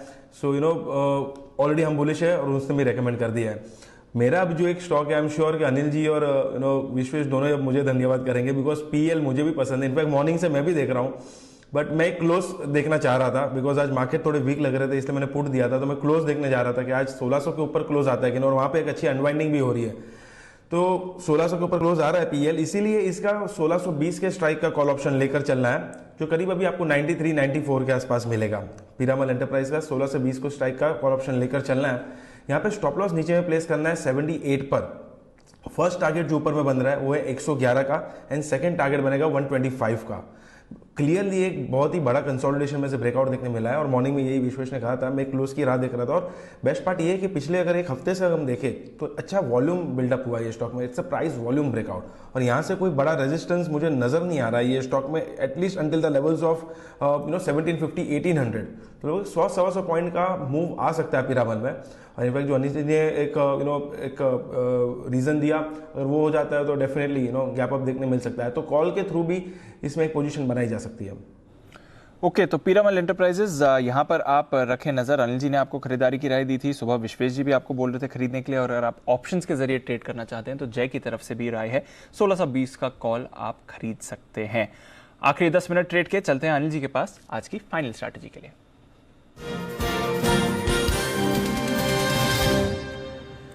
ग्लोबल मार्केट सर वैसे के वैसे ही हैं, कोई बदलाव नहीं है। डाउ 90 पॉइंट्स ही नीचे है, तो बिल्कुल भी मूवमेंट नहीं आया पिछले आधे एक घंटे में। यहाँ पर नैस्डैक फ्यूचर्स देखें तो एकदम सपाट वहाँ पर भी कारोबार हो रहा है। यूरोप आधे % की सुस्ती थी, वैसे का वैसे ही बना है, कोई बदलाव नहीं है सर, क्या करके जाएं? जो है वही संभाल लो, बहुत करना क्या है दीप, मतलब शॉर्ट करने के लेवल है नहीं जी, और लॉन्ग करने का माहौल आज थोड़ा कम है। सोमवार को ले लेंगे, कहाँ जा रहा है ऐसा, तो इसलिए 14,425 से 14,475 स्ट्रॉन्ग सपोर्ट जोन आज का, एक ही रेंज दी थी जी, उसी रेंज पे आकर रुका है। करेक्ट, ठीक है ना, क्लोजिंग बेसिस पर। इंट्राडे में तो जो 350-400 की दूसरी रेंज है वहां तक पहुंचा है, तो उस सपोर्ट रेंज के, हालांकि क्लोजिंग 14,500 के नीचे की बहुत अच्छी तो नहीं है जी, लेकिन सपोर्ट रेंज में बंद हो रहा है, तो एक दिन और देखते हैं, उम्मीद करें यह करेक्शन भी 1.5 दिन वाला ही जी, है ना। तो थोड़ा एक दिन सोमवार को देखेंगे फ्रेश पोजीशन बनाने के लिए, दोनों ही, तेजी की भी मंदी की। जिनकी तेजी की पोजीशन है 14,300 का पुट ऑप्शन खरीद कर जाए और 32,000 का पुट ऑप्शन खरीद के जाए हेजिंग के लिए, बट मेंटेन करें। हाँ, मेंटेन करिए, अभी तक ऐसा कुछ खास बिगड़ा नहीं जिसकी वजह से 1-2 दिन तो आपको देने पड़ेंगे, मतलब एकदम तो आप ऐसा नहीं बता सकते कि आज ही घूम गया टॉप बन गया, कि शो किया आज टॉप बन गया, ऐसा नहीं है। तो 14,300 का पुट ऑप्शन रखो, 32,000 का पुट ऑप्शन रखो हेजिंग के लिए आज से, और अगर है पोजीशन तो रखिए, होल्ड करिए, और अगर आपकी शॉर्ट पोजीशन है तो भी कोई इश्यू नहीं है, आप 32,500 या 32,700 का कॉल ऑप्शन आप सेल कर सकते हैं जी, अगर आपकी शॉर्ट पोजीशन है तो, या फिर आप हाँ सेल ही कर लिया, कॉल खरीद के कोई फ़ायदा नहीं है बहुत ज़्यादा, ऐसा नहीं कि अचानक से आप लाइफ हाई पे खुल जाएंगे। तो आपकी शॉर्ट है तो 32,500 का कॉल खरीद लिए रिस्क हेज करने के लिए आज से, या 14,700 का 14,600 का खरीदिए, बट मुझे नहीं लगता उसकी ज़रूरत है। बेटर है कि आप अपनी तेजी की पोजीशन में, और ज़्यादातर लोग तेजी में ही है, मंदी में है ही काम, तो आप हेज कर लें बस। ओके, तो हेज कर लें, तेजी की पोजीशन मेंटेन करें, कोई बड़ी बात नहीं है। हल्की सी गिरावट आई है आज बाजार में, पर देखते हैं इसका आगे जाकर क्या असर पड़ता है। फिलहाल जो अनिल जी आपको कह रहे हैं कि आप पोजीशन अगर चाहें तो अपनी मेंटेन कर सकते हैं। इस बीच HDFC बैंक इसके आने वाले हैं नतीजे, और देवांशी भी हमारे साथ जुड़ने वाली हैं बताने के लिए कि किस तरह से रह सकते हैं HDFC बैंक के नतीजे। ये स्टॉक फोकस में रहेगा। फिलहाल अगर आप देखें तो निचले स्तरों से रिकवर होकर आपको ये ऊपर भी आते हुए दिख रहा है, तो थोड़ी देर में देवांशी से भी जानेंगे कि HDFC के बैंक के नतीजे कैसे होने वाले हैं। पर उस बीच एक मेरे को स्टॉक जो कैश मार्केट से काफ़ी एक्टिव हो रहा था, जिसके बारे में मेरे को बात करनी थी, नैम इंडिया, और इस पर आज सुबह भी हम चर्चा कर रहे थे, और जैन साहब का भी पसंदीदा स्टॉक है। जैन साहब 330 के लेवल्स पर कैसा लग रहा है आपको? नहीं, बिल्कुल बेहतरीन स्टॉक है। सबसे बढ़िया बात है, जिस पैटर्न को मैं देखता हूँ चार्ट्स पे भी, और जो स्टॉक्स का कंसोलिडेशन देखते हैं, फंडामेंटल्स तो बढ़िया है ही है, कहीं दिक्कत ही नहीं है जापानीज MNC। और मुझे ऐसा लगता है कुछ ना कुछ इस सेक्टर को लेकर बजट में कुछ बड़े अनाउंसमेंट्स आएंगे। हो सकता है सरकार FM कुछ म्यूचुअल फंड्स में ज्यादा प्रमोट करेंगे इन्वेस्ट करने के लिए लोगों को, कुछ तो मुझे लगता है इंसेंटिवाइज करेंगे। और जिस तरीके से दूसरा UTI AMC भी आज अच्छा खासा चला हुआ है, तो something related to this sector coming up in a big way, मुझे ऐसा लगता है, जैसे इंश्योरेंस सेक्टर, म्यूचुअल फंड्स, इन सबको लेकर। तो बिल्कुल जिन्होंने ले रखा है 200, मैं तो 220, 230, 300 हर लेवल्स पे रेकमेंड किया हूँ, और 310-20 पे बहुत दिनों से घूम रहा था। और आज तो सुबह भी हमारे दिग्गज पैनल में से आई थिंक किसी ने रेकमेंड किया, I can not recollect the name right now, but yes बिल्कुल लें, और इन लेवल्स पे भी लें, और नीचे आए तो भी लें, घबराना नहीं है, होल्ड करके रखें कम से कम 400 प्लस के टारगेट्स पे। ओके, तो ये है आपके लिए निपॉन लाइफ नैम इंडिया पर खरीदारी की राय। MSTC जिसके बारे में हम चर्चा कर रहे थे, सिटी साहब के टारगेट्स भी आपने आते हुए देखे हैं। हमने जब से आपको यहाँ पर एक्सक्लूसिव खबरें बताई हैं, तब से स्टॉक तेजी में रहा है, और कुछ खबरें आ रही हैं। उत्तर प्रदेश फाइनेंशियल कॉर्पोरेशन की संपत्ति बिक्री के लिए कंपनी ने करार किया है, तो ये भी एक और ट्रिगर जो ऐड हो रहा है। स्क्रैपेज पॉलिसी का तो ट्रिगर है जो हमने आपको एक्सक्लूसिव खबर में बताया। सेठी साहब ने भी आपको कहा था कि यहाँ पर खरीदारी करके जाइए, उनके टारगेट्स आ गए। संपत्ति बिक्री के लिए MSTC एजेंट नियुक्त हुआ है, उत्तर प्रदेश सरकार की तरफ से ये उनका एग्रीमेंट है, तो ये एक नया ट्रिगर आपको आते हुए दिख रहा है। उत्तर प्रदेश फाइनेंशियल कॉर्पोरेशन की संपत्ति बिक्री के लिए ये करार किया गया है। नजर रखिए इस काउंटर पर। HDFC बैंक जिसके बारे में बात कर रहे थे, नतीजे देवांशी हमारे साथ है और नतीजों से पहले देखिए स्टॉक भी अब पॉजिटिव हो गया है। कल आने वाले हैं नतीजे और स्टॉक फिलहाल रिकवर होकर डेज हाई पर आया। देवांशी बताएं कैसे रह सकते हैं इसके नतीजे? बिल्कुल देवांशी, आप देखिए ओवरऑल जो मुनाफा है उसमें बहुत ज़्यादा बढ़त होती हुई नहीं दिखेगी क्योंकि एसेट क्वालिटी इस बार बहुत अच्छी नहीं आई है। इस बार जो ग्रॉस एनपीएस हैं वो 1.1% से बढ़कर 1.4% रहने का अनुमान है और अगर नेट एनपीएस की बात करें 0.2% से बढ़कर 0.3% आते हुए दिखेंगे। प्रोविजंस इस बार बढ़ते हुए दिखेंगे और इसी के चलते हम देखेंगे मुनाफे पर असर आती हुई दिखेगी। तिमाही आधार पर अगर हम देखें तो इस बार करीब 13% तक की बढ़त प्रोविजंस में और सालाना आधार पर करीब 40% तक की बढ़त प्रोविजंस में होती हुई दिखेगी। रिकवरीज पर फोकस होगा, लेकिन अगर ब्याज से आय देखें इस बार करीब 15% तक की बढ़त ब्याज से आय में आती हुई दिखेगी, लेकिन मुनाफा केवल 10% तक बढ़ता हुआ दिखेगा। देखना होगा कि इस बार इनके जो लोन ग्रोथ है वो किस तरह से 15% तक की लोन ग्रोथ के चलते इस बार थोड़े से जो मार्जिन है वो बेहतर होते हुए दिखेंगे, लेकिन अगर ओवरऑल देखें बहुत अमेजिंग नंबर्स HDFC बैंक की तरफ से आते हुए नहीं दिखेंगे। ओके, तो कुछ ज़्यादा खास एक्सपेक्टेशन नहीं है जहाँ तक HDFC बैंक का सवाल है, पर नज़र रखते हैं किस तरह के यहाँ पर नतीजे रह सकते हैं। ऑफ कोर्स फिर मंडे को आएगी इस स्टॉक में उसका रिएक्शन। HDFC बैंक आपके लिए फिलहाल आप देखें तो डेज हाई पर आ गया, रिकवर होकर। थोड़ी देर पहले विश्वेश जी भी कह के गए थे खरीदारी कर लें, बल्कि विश्वेश जी का जो पहला टारगेट था 1480 उसकी तरफ आप मूव करते हुए देख रहे हैं स्टॉक इस समय। विश्वेश जी, अगर लिया है पोजीशन कैरी फॉरवर्ड करनी है, स्टॉप लॉस ट्रेल करना चाहिए HDFC बैंक पर, क्या नया स्टॉप लॉस लगाएंगे विशेष जी? मैं देवांशी का स्टेटमेंट थोड़ा सा डिफर करूंगा। उन्होंने कहा कि बहुत अमेजिंग नंबर्स नहीं आएंगे, लेकिन मुझे लगता है इररिस्पेक्टिव ऑफ दैट बहुत अमेजिंग मूव एक्सपेक्टेड है HDFC बैंक में। देखिए प्राइस के पॉइंट ऑफ व्यू से बहुत बड़े कंसोलिडेशन से निकला है और आज के दिन में बैंक निफ्टी के करेक्शन के साथ में काफ़ी अच्छी एंट्री मिली थी, तो मुझे लग रहा है लार्जली मार्केट लीडर है तो लीड करना चाहिए। तो यहाँ पे अगर किसी ने हमारे कहने पे 1440 पे एंट्री किया है तो मुझे लगता है कि होल्ड करना चाहिए पोजीशन को। मंडे शायद हम 1500 तक के भी लेवल देखते सकते हैं। ओके, तो ये है आपके लिए HDFC बैंक। नतीजों का इंतजार है, उससे पहले स्टॉक में एक्शन है भरपूर। आज 14 दिनों की तेजी या 14 दिनों के ऐसा एक्शन जहां पर हमने देखा है कि बाजार में रिकॉर्ड्स लगते हुए दिखे हैं, या तो निफ्टी सेंसेक्स पे लगे हैं या फिर बैंक निफ्टी पे लगे हैं, इंट्राडे लगे हैं, क्लोजिंग हाइज बने हैं।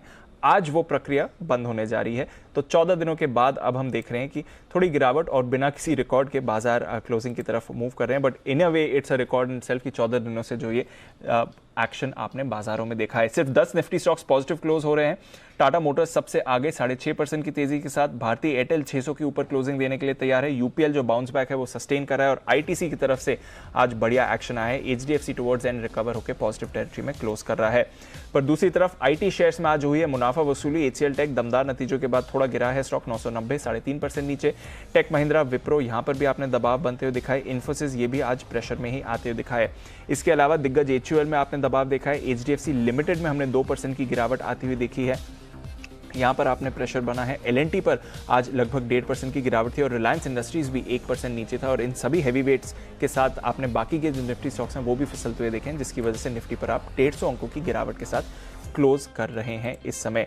वायदा कारोबार की बात करें तो सेल ये अब बैन में वापस जाने की तैयारी में है। 100% ओपन इंटरेस्ट एडिशन हुआ है इस काउंटर में, आज 4% की तेजी के साथ क्लोज कर रहा है। OFS को मिला है जबरदस्त रिस्पांस, आज नॉन रिटेल के लिए, आज रिटेल के लिए OFS चल रहा है। IDFC फर्स्ट बैंक जबरदस्त एक्शन, 4.5% का उछाल। Apollo hospitals, Indus towers, Piramal enterprises, अभी अनिल जी ने भी यहाँ पर आपको खरीदारी की राय दी, 2% ऊपर। PVR नतीजे वैसे तो खराब थे पर अनुमान से बेहतर, और जो मूवी मास्टर को रिस्पांस मिला है उससे भी आप देख रहे हैं स्टॉक में तेजी बनी हुई है। Grasim, REC, United breweries, PFC यहाँ पर भी आपने अच्छा एक्शन देखा और अशोक लेलैंड भी हल्की सी बढ़त के साथ क्लोज हो रहा है। भारत इलेक्ट्रॉनिक्स मुनाफा वसूली 4% नीचे। मुथूट फाइनेंस यहाँ पर गिरावट। Coforge, Canara bank, Balkrishna industries यहाँ पर गिरावट। गेल, हमारी एक्सक्लूसिव रिसर्च हमने आपको बताया था बड़ा बायबैक आने वाला है जब स्टॉक 95 के आसपास था, आज अनाउंस हुआ है बायबैक कंपनी का 150 रुपये, और अब थोड़ी मुनाफा वसूली उस काउंटर में भी आप देख रहे हैं। BPCL गिरावट यहाँ पर भी 3.5% नीचे। Godrej properties, Sun TV, container corp, info edge और एशियन पेंट्स ये रहे दबाव में। एशियन पेंट्स इस हफ्ते का one of the worst performance रहा जहां तक निफ्टी की बात है, लगभग 10% की गिरावट आपने उस पर देखी है। तो अनिल जी 14 दिन की तेजी रही सर, वो इन इटसेल्फ रिकॉर्ड था, पर आज कोई रिकॉर्ड नहीं लगा है।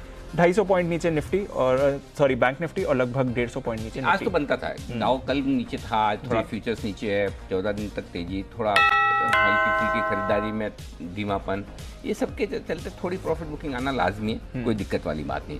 बाजार बंद होने के बाद का एक्शन रख दूं आपके सामने। 4:30 बजे इस बजट से बुलियन सेक्टर की क्या है उम्मीदें, ये बताएंगे। बुलियन इंडस्ट्री के दो सबसे बड़े एसोसिएशन और एक्सचेंज, एसोसिएशन भी होंगे और एक्सचेंज भी होंगे, इनसे जानेंगे हम हमारे प्री बजट शो में। ग्रोथ की वैक्सीन, बुलियन को बूस्टर, किस वैक्सीन से मिलेगा बुलियन को बूस्टर डोज, यानी कि क्या चाहिए बुलियन मार्केट को, शाम 4:26 पर। कोरोना ने हमारे हेल्थ सेक्टर की कमियों को एक्सपोज किया है और अलग अलग शहरों से जो कोरोना की तस्वीरें आई हैं उससे एक चीज़ साफ नज़र आ रही है कि हमें हेल्थ केयर सेक्टर को मजबूत बनाने की ज़रूरत है। मजबूत इकोनॉमी के लिए हेल्थ केयर अच्छी होना बहुत ज़रूरी है। इसीलिए बजट 2021 में हेल्थ सेक्टर की क्या है डिमांड्स, क्या किस तरह की वैक्सीन खुद हेल्थ केयर सेक्टर को चाहिए, ये जानने की कोशिश हम करेंगे आपके लिए। और हमारी इस खास पेशकश में हमारे साथ होंगे CI की हेल्थ केयर काउंसिल से कुछ खास मेहमान होंगे। डॉक्टर नरेश त्रिहान साहब होंगे और साथ ही सुनीता रेड्डी जी होंगी और शबनम सिंह जी वो भी होंगी। तो इन सब से हम करेंगे बातचीत और हमारी एग्जीक्यूटिव एडिटर स्वाति खंडेलवाल भी होंगी। तो शाम 4:56 पर ये बेहतरीन शो मिस मत कीजिएगा। ग्रोथ की वैक्सीन, सेहतमंद बजट पर ये खास पेशकश हेल्थ केयर सेक्टर को लेकर। अब आइए, जो कृषि कानून को लेकर घमासान मचा हुआ है, इसके बीच में IMF की तरफ से एक बड़ा बयान आया है और उनका ये मानना है कि कृषि कानून से किसानों और देश दोनों को बड़ा फायदा होगा। तो IMF के दावों में कितना दम है, कैसे बदलेगी देश के एग्री मार्केट की तस्वीर, चर्चा करेंगे हम शाम 5:26 पर। हमारी खास पेशकश गेम चेंजर है कृषि कानून IMF की इस पूरी रिपोर्ट पर हम करेंगे विस्तार से बातचीत। व्हाट्सएप की नई प्राइवेट पॉलिसी से करोड़ों यूजर्स एकदम टेंशन में आ गए और व्हाट्सएप को भी अब थोड़ा सा सफाई देनी पड़ रही है। सफाई में बता रहे हो कि प्राइवेट जेट्स हमारी सुरक्षित है, लेकिन इसकी कथनी और करनी में कितना अंतर है, इसका अंदाजा इस बात से ही हो जाता है कि व्हाट्सएप ने भारत और यूरोप के लिए अलग अलग नियम बनाए। जी हाँ, यूरोप में यूजर्स का डाटा फेसबुक से शेयर नहीं किया जाएगा तो भारत में किया जाएगा। फिर ऐसे में व्हाट्सएप के ऐसे डबल स्टैंडर्ड क्यों? क्या व्हाट्सएप सेफ नहीं है? क्या नई पॉलिसी हमारी राइट्स टू प्राइवेसी का उल्लंघन नहीं है? और इस विवाद में सरकार को क्या करना चाहिए, हमारे राइट्स क्या, हमें सुरक्षित कैसे रहना है, इस पर बातचीत करने के लिए दो खास मेहमान। Amit Dubey social media expert, Ajay Agarwal वकील सुप्रीम कोर्ट, शाम 6 बजे मिस मत कीजिएगा ये शो। कोई सवाल आप भी पूछना चाहते हैं तो आप भी, आपकी खबर आपका फायदा, इस पर कर सकते हैं। व्हाट्सएप की सफाई या चतुराई, ये है हमारा विशेष शो। सर, ये सिग्नल जो ऐप है ना, ये काफी बढ़िया सोशल मीडिया कैंपेन्स लेकर आ रही है। जो भी व्हाट्सएप पे सवाल बन रहे हैं ना, अच्छा, सिग्नल उसका फायदा उठा रही है। तो सिग्नल आजकल रोज नोटिफिकेशन आते हैं, 25-50 लोग रोज सिग्नल, दिन के सारे कॉन्टैक्ट सब सिग्नल पे जा रहे हैं। पर सर, बाजार का टॉप, ये भी स्पेशल शो भूल गए सर आप। सॉरी, इतना आज देखिए बाजार में भी थोड़ा उसका रिएक्शन, बिल्कुल रिएक्शन। बाजार का टॉप कब, कहाँ, कैसे? कल सुबह 10 बजे, 4:30 बजे और 9:30 बजे। ये याद रखना आसान है, 56-26 ये जय ठक्कर के पुट ऑफ कॉल ऑप्शन के टारगेट की तरह है। 10 बजे, 4:30 बजे, 9:30 बजे, ये याद रखिएगा शनिवार को। और रविवार को भी 3 बार आप ये शो देख पाएंगे, 12:30 बजे, 6 बजे और 10 बजे। मिस मत कीजिएगा। जैन साहब के लिए हमने 6 बार लगाया है शो, क्योंकि जैन साहब ने आज देखा नहीं दोपहर में, तो जैन साहब आप आराम से, और क्योंकि एक बार में ना थोड़ा समझना भी मुश्किल है, इसके रिवीजन की भी जरूरत है। अनलेस कि आप इसको बड़ा नोट कर लें, पेपर पेन लेकर सारे लेवल्स नोट करें, थोड़ा सा डेटा क्रंचिंग ज़्यादा है, आराम से देखिएगा।